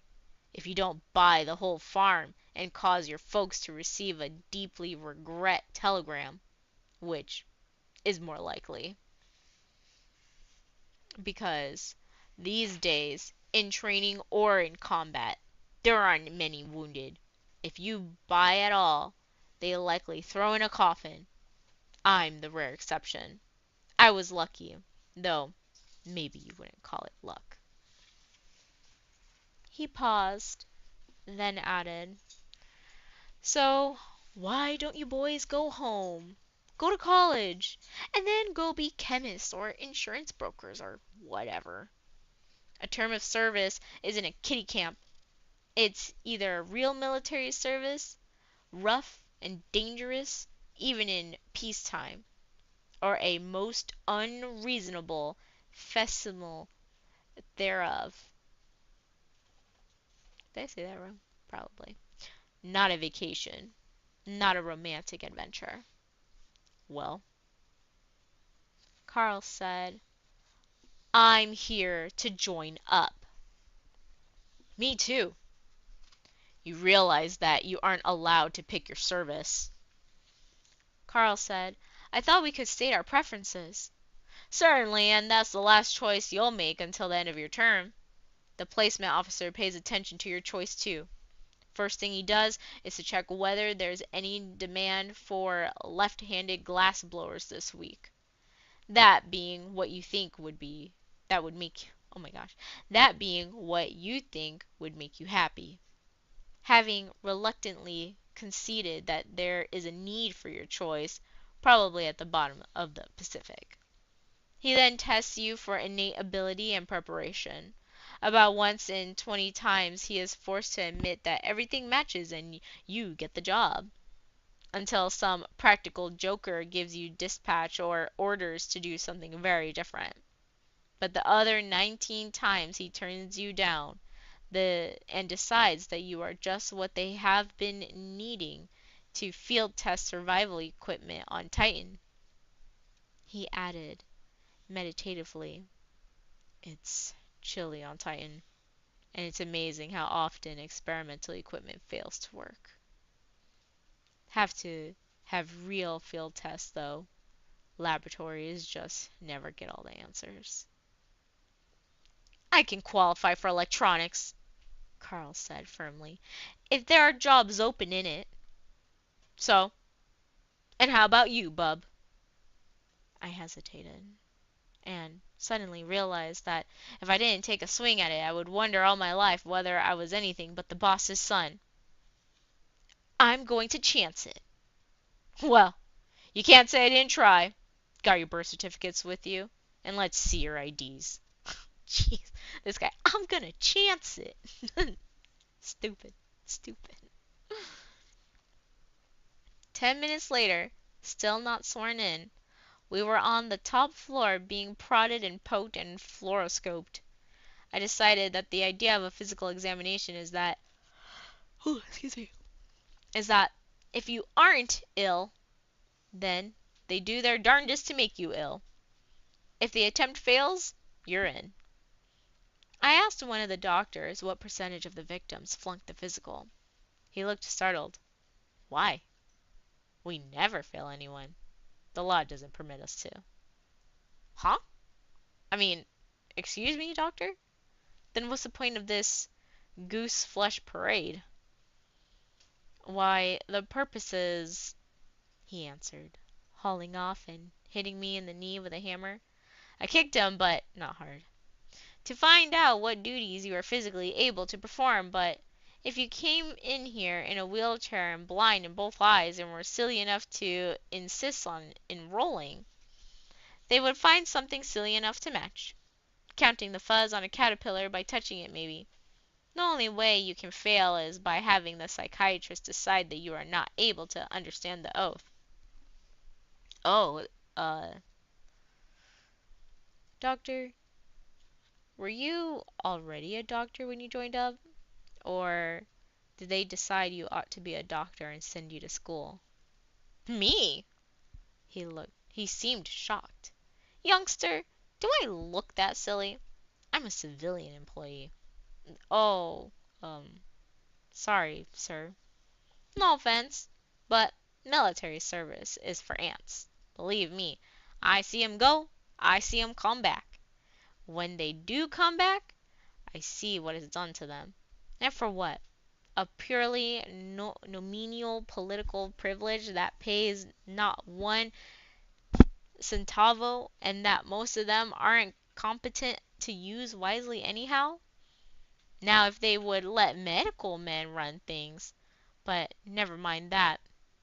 You might think I was talking treason. Free speech or not, but youngster, if you've got savvy enough to count 10, you'll back out while you still can. Here, take these papers back to the recruiting sergeant. And remember what I said. Jeez, everyone's trying to get this guy to, like, not enlist. I went back to the rotunda. Carl was already there. The fleet sergeant looked over my papers and said glumly, "Apparently, you both are almost insufferably healthy, except for holes in the head. One moment while I get some witnesses." He punched a button and two female clerks came out. One old battle axe, one kind of cute. He pointed to our physical examination forms. Our birth certificates and our IDs said formally, "I invite you and require you each and severally to examine these exhibits, determine what they are, and to determine, each independently, what relation, if any, each document bears to these two men standing here in your presence."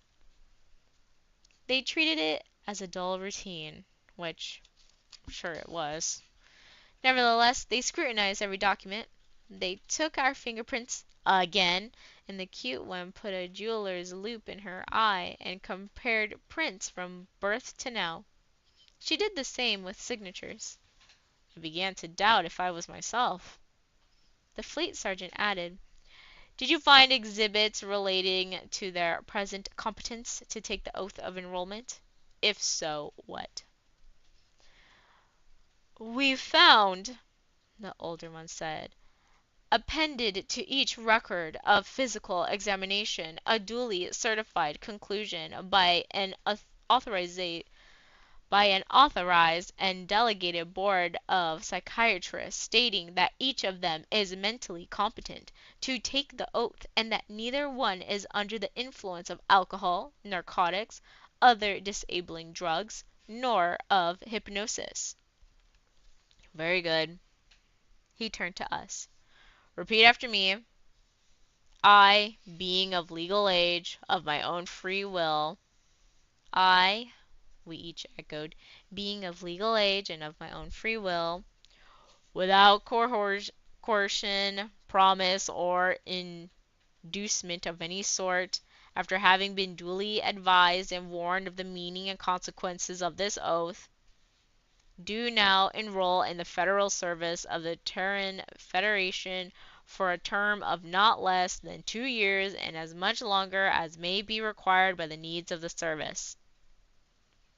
I gulped a little over that part. I had always thought of a term as 2 years, even though I knew better because that's the way people talk about it. Why, we were signing up for life. "I swear to uphold and defend the Constitution of the Federation against all its enemies on or off Terra, to protect and defend the constitutional liberties and privileges of all citizens and lawful residents of the Federation, its associated citizens, and lawful residents of the Federation, its associated states and territories, to perform on or off Terra such duties of any lawful nature as may be assigned to me by lawful direct or delegated authority, and to obey all lawful orders of the Commander-in-Chief of the Terran Service and of all officers or delegated persons placed over me, and to require such obedience from all members of the service or other persons or non-human beings lawfully placed under my orders. And On being honorably discharged at the completion of my full term of active service, or upon being placed on inactive retired status after having completed such full term, to carry out all duties and obligations and to show all privileges of Federation citizenship, including, but not limited to, the duty, obligation, and privilege of exercising sovereign franchise for the rest of my natural life, unless stripped of honor by verdict finally sustained of court of my sovereign peers. Whew! Mr. Du Bois had analyzed the service oath for us in history and moral philosophy, and had made us study it phrase by phrase, but you don't really feel the size of the thing until it comes rolling over you, all in one ungainly piece, as heavy and unstoppable as Juggernaut's carriage.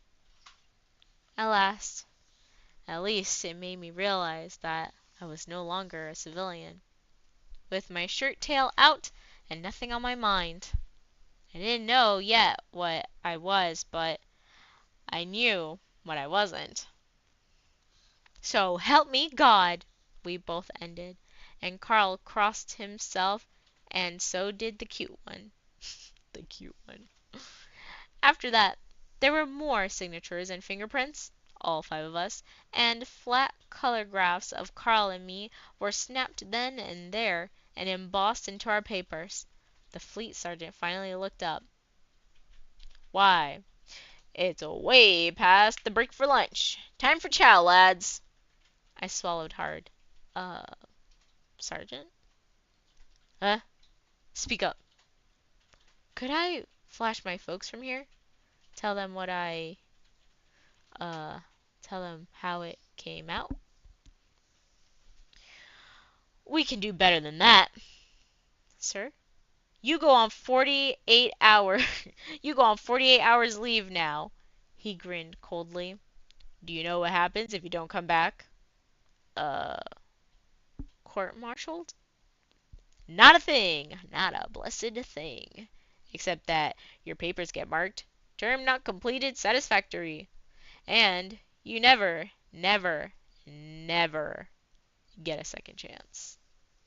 This is our cooling off period, during which we shake out the overgrown babies who didn't really mean it and should never have taken the oath. It saves the government money, and it saves a power of grief for such children and their parents. The neighbors needn't guess. You don't even have to tell your parents. He shoved his chair away from his desk. So, I'll see you at noonday after tomorrow. If I see you, fetch your personal effects. It was a crumby leave. Father stormed at me, then quit speaking to me. Mother took to her bed. When I finally left an hour earlier than I had to, nobody saw me off but the morning cook and the houseboys. I stopped in front of the recruiting sergeant's desk, thought about saluting, and decided I didn't know how. He looked up. "Oh, here are your papers. Take them to room 201. They'll start you through the mill. Knock and walk in." 2 days later, I knew I was not going to be a pilot. Some of the things the examiners wrote about me were insufficient intuitive grasp of spatial relationships, insufficient mathematical talent, deficient mathematical preparation, reaction time adequate, eyesight good. I'm glad they put in those last 2. I was beginning to feel that counting on my fingers was my speed. Oh my god. I called him stupid pretty much. The placement officer let me list my lesser preferences in order, and I caught 4 more days of the wildest aptitude tests I've ever heard of. I mean to say, what do they find out when a stenographer jumps on her chair and screams, "Snakes!" There was no snakes, just a harmless piece of plastic hose. The written and oral tests were mostly just as silly, but they seemed happy with them, so I took them. The thing I did most carefully was to list my preferences. Naturally, I listed all of the Space Navy jobs, other than pilot, at the top. Whether I went as power room technician or as cook, I knew that I preferred any Navy job to any Army job. I wanted to travel. Next, I listed intelligence. A spy gets around too, and I figured that it couldn't possibly be dull. I was wrong, but never mind. After that came a long list: psychological warfare, chemical warfare, biological warfare, combat ecology. I didn't know what it was, but it sounded interesting. Logistics core, a simple mistake. I had studied logic for the debate team, and logistics turns out to have two entirely separate meanings. I guess they weren't wrong that he's not the brightest. Oh my god. And a dozen others. Clear at the bottom, with some hesitation, I put Canine Corps and Infantry. Those were his two lesser choices. Canine Corps and Infantry. I didn't bother to list the various non-combat auxiliary corps because if I wasn't picked for a combat corps, I didn't care whether they used me as an experimental animal or sent me as a laborer in the tyrannizing of Venus. Either one was a booby prize. Mr. Wise, or Wheeze, Mr. Wheeze, the placement officer, sent for me a week after I was sworn in. He was actually a retired psychological warfare major on active duty for procurement, but he wore mufta and insisted on being called just Mister. And you could relax and take it easy with him. He had my list of preferences and the reports on all my tests, and I saw that he was holding my high school transcript, which pleased me, for I had done all right in school. I had stood high enough without standing so high as to be marked as a greasy grind, having never flunked any courses and dropped only one, and I had been rather a big man around school otherwise. Swimming team, debate team, track squad, class treasurer, bleh, oh my gosh, silver medal in the annual literary contest, chairman of the homecoming committee, stuff like that. A well-rounded record, and it's all down in the transcript. He looked up as I came in, said, "Sit down, Johnny," and looked back at the transcript, then put it down. "You like dogs?" "Huh? Uh, yes, sir." "How well do you like 'em? Did your dog sleep on your bed?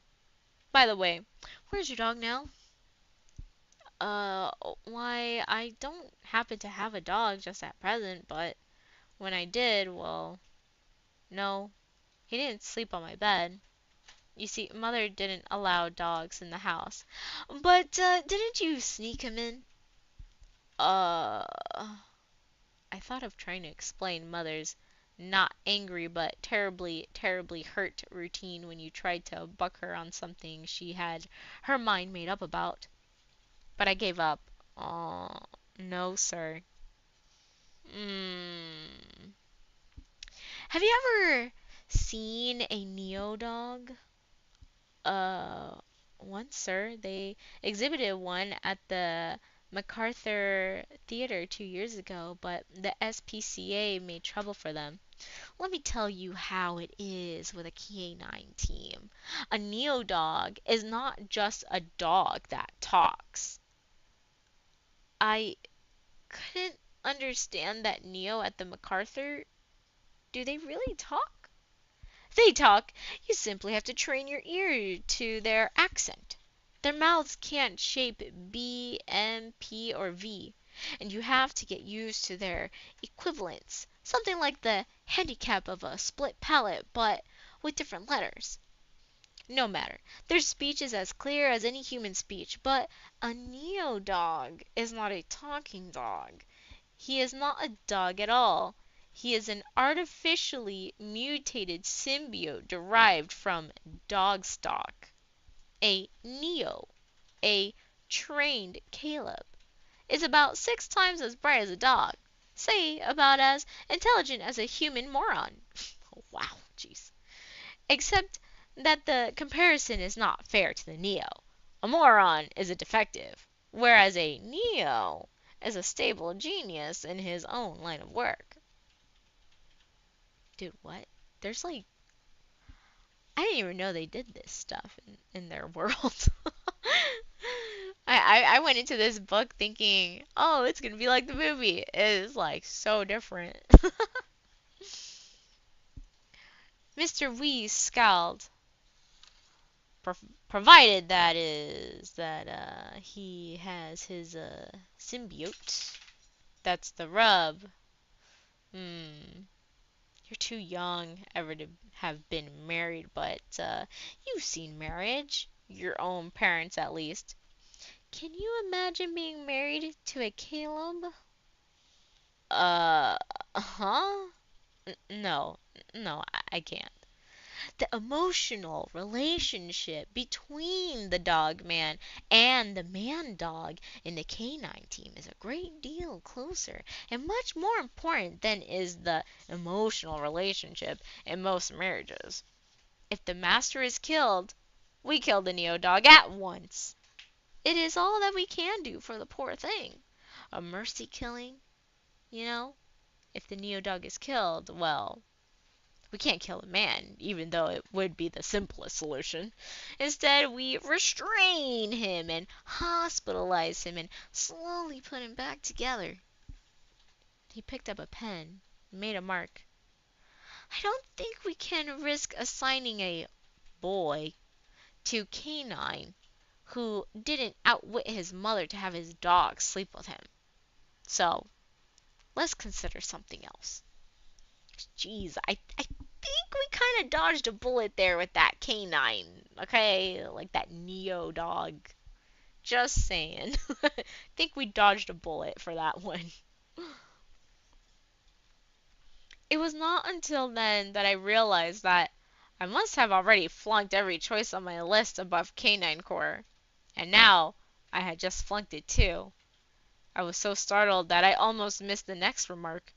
Mr. Wees said meditatively, with no expression, and as if he were talking about someone else, long dead and far away. I was once half of a canine team. Then my Caleb became a casualty. They kept me under sedation for 6 weeks, then rehabilitated me for other work. Johnny, these courses you've taken, why didn't you study something useful? Sir? Too late now. Forget it. Your instructor in history and moral philosophy seems to think well of you. He does? I was surprised. What did he say? We smiled. He says that you are not stupid, merely ignorant and prejudiced by your environment. From him, that is high praise. I know him. It didn't sound like praise to me. That stuck-up, stiff-necked old... And, Wheeze went on, a boy who gets a C minus in appreciation of television can't be all that bad. I think we'll accept Mr. Dubious, Mr. Du Bois' recommendation. How would you like to be an infantryman? Dang, he got his last choice. His very last choice.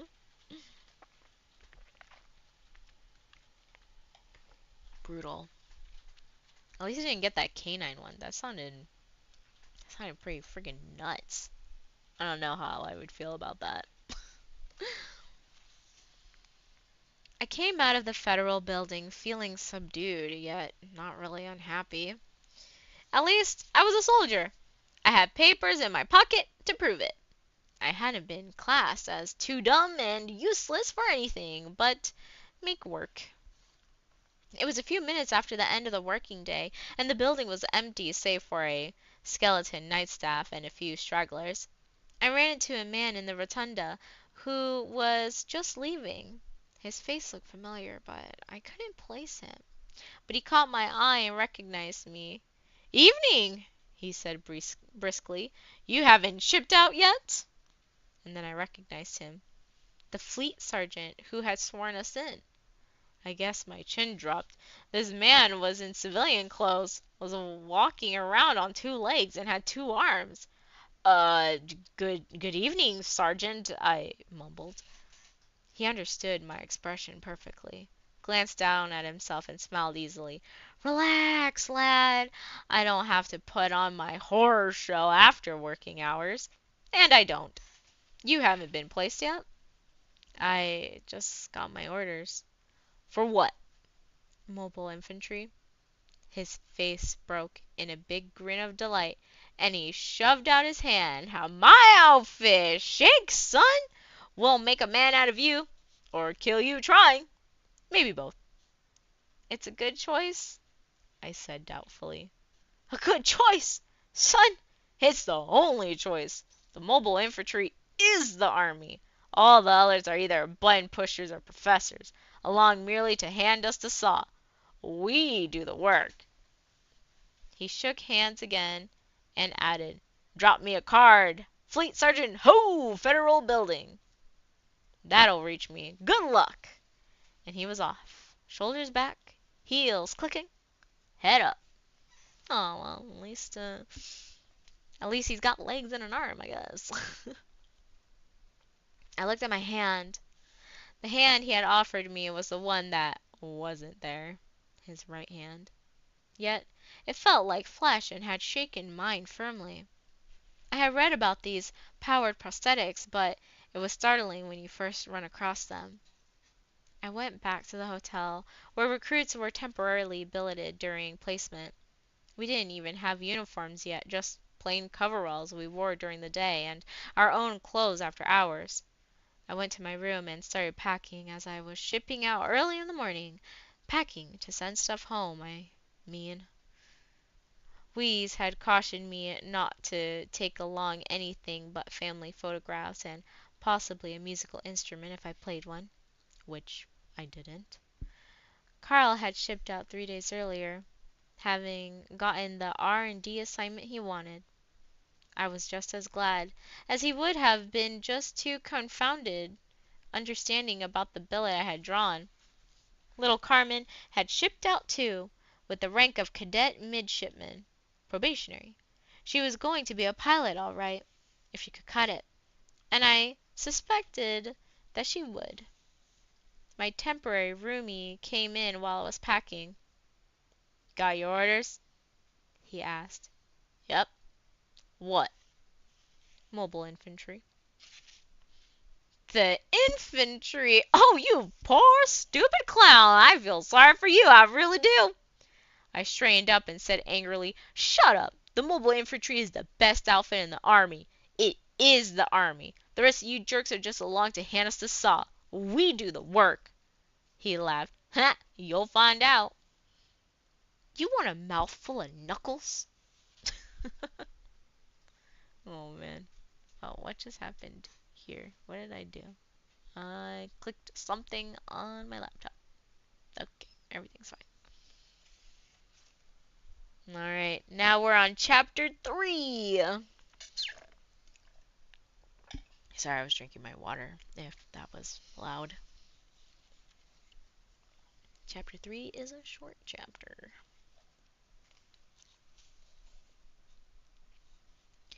We shall rule them with a rod of iron. Revelations 2:25. I did basic at Camp Arthur Curry on the northern prairies, along with a couple of thousand other victims, and I do mean camp, as the only permanent buildings there were to shelter equipment.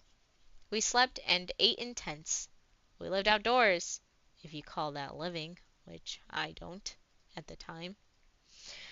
I was used to a warm climate. It seemed to me that the North Pole was just 5 miles north of camp and getting closer. Ice age returning, no doubt. But exercise will keep you warm, and they saw to it that we got plenty of that. The first morning we were there, they woke us up before daybreak. I had had trouble adjusting to the change in time zones, and it seemed to me that I had just got to sleep. I couldn't believe that anyone seriously intended that I should get up in the middle of the night. But they did mean it. A speaker somewhere was blaring out a military march, fit to wake the dead, and a hairy nuisance who had come charging down the company street yelling, "Everybody out! Show a leg! On the bounce!" came marauding back again just as I had pulled the covers over my head, tipped over my cot, and dumped me on the cold hard ground. Dang. It was an impersonal attention. He didn't even wait to see if I hit. 10 minutes later, dressed in trousers, undershirt, and shoes, I was lined up with the others in ragged ranks for setting up exercises just as the sun looked over the eastern horizon. Facing us was a big, broad-shouldered, mean-looking man, dressed just as we were, except that while I looked and felt like a poor job of embalming, his chin was shaved blue. His chin was shaved blue. His trousers were sharply creased. You could have used his shoes for mirrors. And his manner was alert, wide awake, relaxed, and rested. You got the impression that he never needed to sleep. Just 10,000-mile checkups and dust him off occasionally. Jeez. He bellowed. I have no idea what this is. This is like a different language.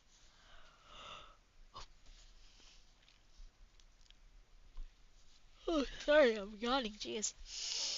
He bellowed, "Sibnil Shut! I am Career Ship Sergeant Zim, your company commander. When you speak to me, you will salute and say, 'Sir!' You will salute and say anyone, and you will salute and 'Sir' anyone who comes an instructor's baton."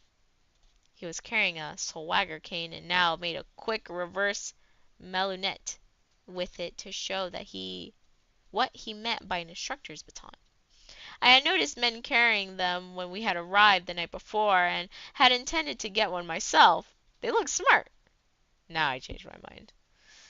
"Because we don't have enough officers around here for you to practice on, you'll practice on us." Who sneezed? No one answered. Who sneezed? I did, a voice answered.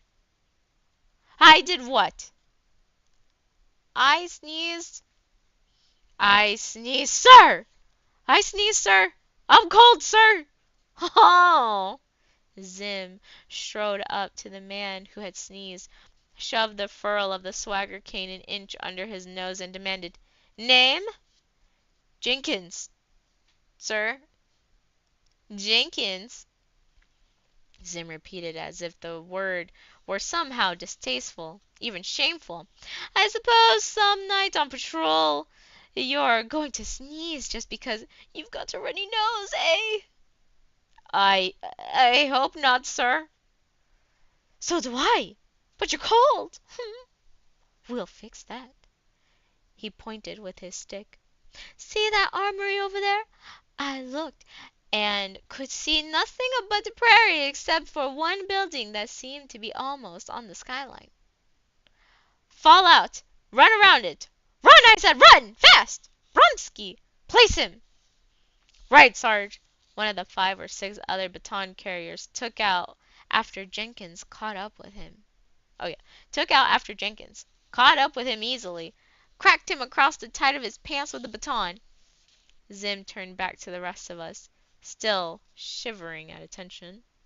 He walked up and down, looked us over, and seemed awfully unhappy. At last he stepped out in front of us, shook his head, and said, apparently to himself, but he had a voice that carried, "To think that this had to happen to me!" He looked at us. "You apes! No, not apes! You don't rate that much, you pitiful mob of sickly monkeys! You sunken-chested, slack-bellied, drooling refugees from apron strings! In my whole life I never saw such a disgraceful huddle of mamma's spoiled little darlings, and oh, you there! Suck up your gut! Eyes front! I'm talking to you!" I pulled in my belly, even though I was not sure he had addressed me. He went on, and I began to forget my goose flesh in hearing him storm. He never once repeated himself, and he never used either profanity or obscenity. I learned later that he saved those for very special occasions, which this wasn't. But he described our shortcomings, physical, mental, moral, and genetic, in great and insulting detail. But somehow I was not insulted. I became greatly interested in studying his command of language. I wished that we had had him in our debate team. Oh my God. At last he stopped and seemed about to cry. "I can't stand it," he said bitterly. "I've just got to work some of it off.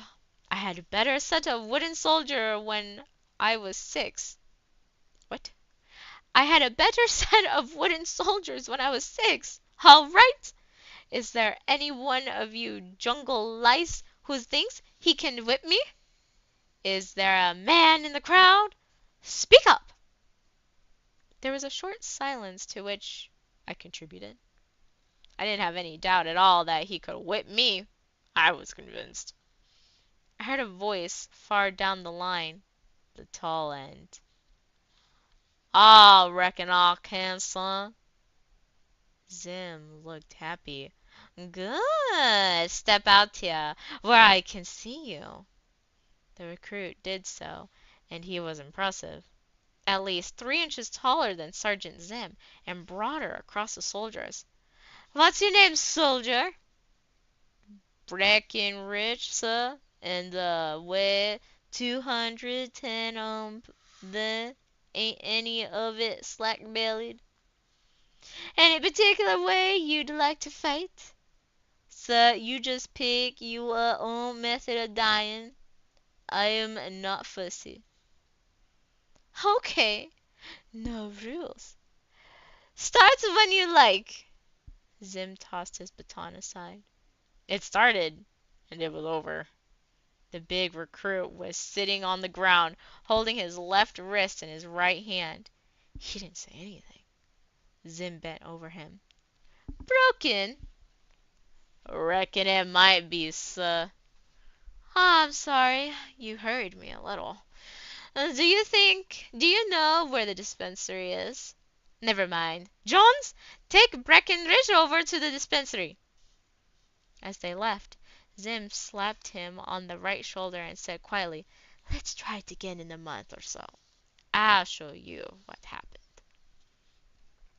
I think it was meant to be a private remark, but they were standing about 6 feet in front of where I was slowly freezing solid.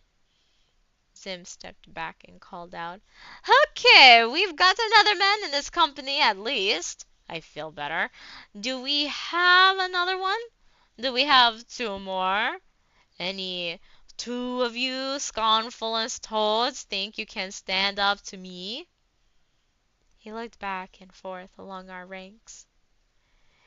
"Chicken-livered, spineless, oh, yes! Step out." 2 men, who had been side by side in ranks, stepped out together. I suppose they had arranged it in whispers right there, but they also were far down the tall end, so I didn't hear. Zim smiled at them. "Names for your next of kin, please." "Heinrich." "Heinrich what?" "Heinrich, sir. Beat." He spoke rapidly to the other recruit, and added politely, "He doesn't speak much standard English yet, sir. Mehr minor, the second man supplied. That's good. Lots of them don't speak much of it when they get here. I didn't to myself. Tell Mayor not to worry. He'll pick it up. But he understands what we are going to do. Jawohl, agreed Mayor. Certainly, sir. He understands standard, but he just can't speak it fluently. All right. Where did you two pick up those face scars? Heidelberg? Nine, no, sir. Kronigsberg. Same thing. Zim had picked up his baton after fighting Breckenridge. He twirled it and asked, "Perhaps you would each like to borrow one of these?" "It would not be fair to you, sir," Heinrich answered carefully. "Bare hands, if you please." "Suit yourself, though I might fool you." "Königsberg, eh? Rules?" "How can there be rules, sir, with three?" "An interesting point. Well, let's agree that if eyes are gorged out, they must be handed back when it's over. And tell your corpse brother that I'm ready now. Start when you like." Zim tossed his baton away. Someone caught it. "You joke, sir. We will not gouge eyes." "No owl gouging? Agreed. Fire when ready, Gridley." "Please?" "Come on and fight, or get back into the ranks." Now, I'm not sure that I saw it happen this way. I may have learned part of it later in training, but here is what I think happened. The two moved out on each side of our company commander until they had him completely flanked but well out of contact. From this position, there is a choice of 4 basic moves for the man working alone, moves that take advantage of his own mobility and the superior coordination of one man as compared with another. Sergeant Zim says, correctly, that any group is weaker than a man alone unless they are perfectly trained to work together. For example, Zim could have feinted at one of them, bounced fast to the other with a disabler such as a broken kneecap, then finished off the first at his leisure. Instead, he let them attack. Mayer came at him fast, intending to a body check and knock him to the ground, I think, while Heinrich would follow through from above, maybe with his boots. That's the way it appeared to start. And here's what I think I saw. Mayer never reached him with that body check. Sergeant Zim whirled to face him while kicking out and getting Heinrich in the belly. And then Mayer was sailing through the air, his lunge helped along with a hearty assist from Zim. But all I am sure of is that the fight started and then there were 2 German boys sleeping peacefully, almost end to end, one face down and one face up. And Zim was standing over them, not even breathing hard. "Jones," he said. "No Jones left? Didn't he? Mohammed? Let's have the water bucket, then stick them back into their sockets. Who's got my toothpick?" A few moments later, the 2 were conscious, wet, and back in ranks. Zim looked at us and inquired gently, "Anybody else? Or shall we get on with setting up exercises?" I didn't expect anybody else, and I doubt if he did. But from down on the left flank, where the shorties hung out, a boy stepped out of ranks, came front and center. Zim looked down at him. "Just you? Or do you want to pick a partner?" "Just me, sir." "As you say. Name?" "Shujumi, sir." Zim's eyes widened. "Any relation to Colonel Shujumi?" "I have the honor to be his son, sir." Oh, so, well, black belt? No, sir, not yet. I'm glad you qualified that. Well, Shujumi, are you going to use contest rules, or shall I send for the ambulance? As you wish, sir, but I think, if I may be permitted an opinion, that contest rules would be more prudent. I don't know just how you mean that, but I agree. Zim tossed his badge of authority aside. Then, so help me, they backed off, faced each other, and bowed. Jeez, it's like an official tournament going on over here. After that, they circled around each other in a half crouch, making tentative passes with their hands and looking like a couple of roosters. Suddenly, they touched, and the little chap was down on the ground and Sergeant Zim was flying through the air over his head.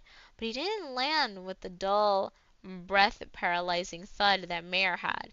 He lit-rolled and was on his feet as fast as Shujumi was and facing him. "Banzai!" Zim yelled and grinned. "Arigato!" Shujumi answered, and grinned back. They touched again, almost without a pause, and I thought the sergeant was going to fly again. He didn't. He slithered straight in. There was a confusion of arms and legs, and when the motion slowed down, you could see that Zim was tucking Shujumi's left foot in his right ear.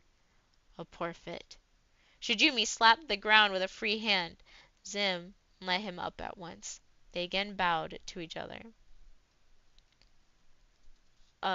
Another fall, sir?" "Sorry, we've got work to do. Some other time, eh? For fun." "And honor." "Perhaps I should have told you. Your honorable father trained me." "So I had already surmised, sir. Another time it is."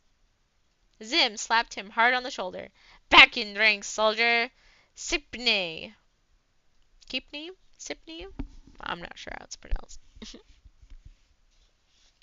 Then, for 20 minutes, we went through calisthenics. That left me as dripping hot as I had been shivering cold. Zim led it himself, doing it all with us and shouting the count. He hadn't been mussed that I couldn't see. He wasn't breathing hard as we finished. He never led the exercises after that morning. We never saw him again after breakfast. Rank hath its privileges. But he did that morning, and when it was over and we were all bushed, sorry, he led us at a trot to the mast tent, shouting at us the whole way to "Step it up! On the bounce! You're dragging your tails!" We always trotted everywhere at Camp Arthur Curry. I never did find out who Curry was, but he must have been a track man. Nice. Breckenridge was already in the mast tent with a cast on his wrist, but thumb and fingers showing. I heard him say, "Nah, just a green stick fracture, Oh, this is that one guy. Okay. "Nah, just a green stick fracture. I've played a whole quanta with this, but you ain't. I'll fix 'em." I had my doubts. Shijumi maybe, but not that big ape. He simply didn't know when he was outclassed. I disliked Zim from the first moment I laid eyes on him. But he had style. Breakfast was all right. All the meals were all right. There was none of that nonsense some boarding schools have of making your life miserable at the table. If you wanted to slump down and shovel it in with both hands, nobody bothered you. Which was good, as meals were practically the only time somebody wasn't writing you. The menu for breakfast wasn't anything like what I had been used to at home, and the civilians that waited on us, excuse me, slapped the food around in a fashion that would have made Mother grow pale and leave for her room. But it was hot, and it was plentiful, and the cooking was okay if plain. I ate about 4 times what I normally do, and washed it down with mug after mug of coffee with cream and lots of sugar. I would have eaten a shark without stopping to skin him. Jenkins showed up with Corporal Bronsky behind him as I was starting on seconds. They stopped for a moment at a table where Zim was eating alone. Then Jenkins slumped into a vacant stool by me. He looked mighty seedy, pale, exhausted, and his breath raspy. As I said, "Here, let me pour you some coffee." He shook his head. "You better eat," I insisted. "Some scrambled eggs. They'll go down easily." "Can't eat all that dirty so-and-so," he began, cursing out Zim in a low, almost expressionless monotone. "All I asked him was to let me go lie down and skip breakfast. Bronsky wouldn't let me. Said I had to see the company commander, so I did, and I told him I was sick. I told him. He just felt my cheek and counted my pulse and told me sick call was 9 o'clock. Wouldn't let me go back to my tent. Ugh, that rat. I'll catch him on a dark night, I will." I spooned out some eggs for him anyway and poured coffee. Presently he began to eat. Sergeant Zim got up to leave while most of us were still eating and stopped up by our table. "Jenkins." Uh, yes, sir." "At 0900 muster for sick call and see the doctor." Jenkins' jaw muscles twitched. He answered slowly, "I don't need any pills, sir. I'll get by." "Oh, 900.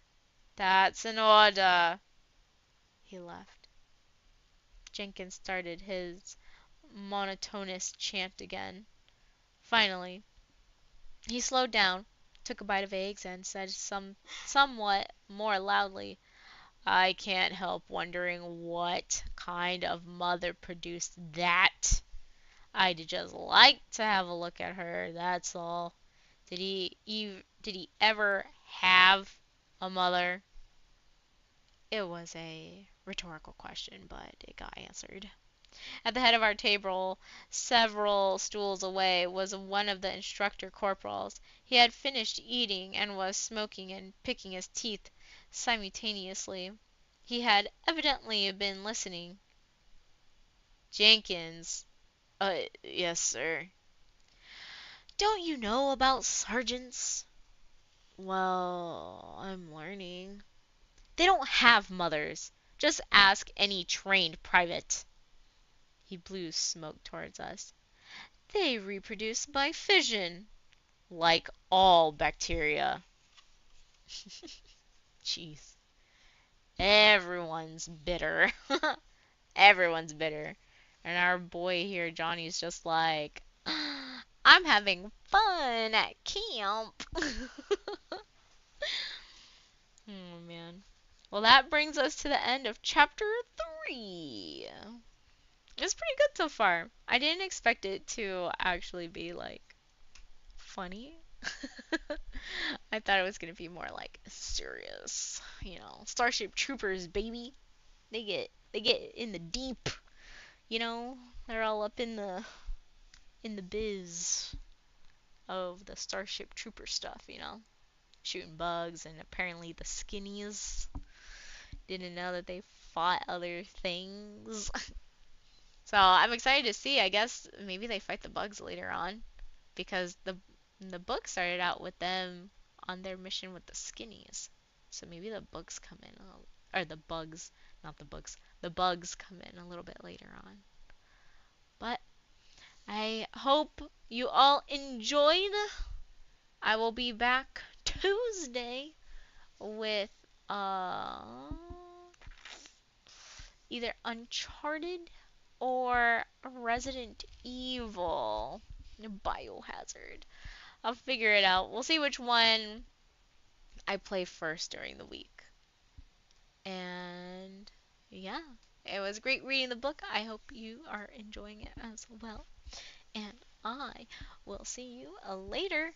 Have a good night or a good day. Bye.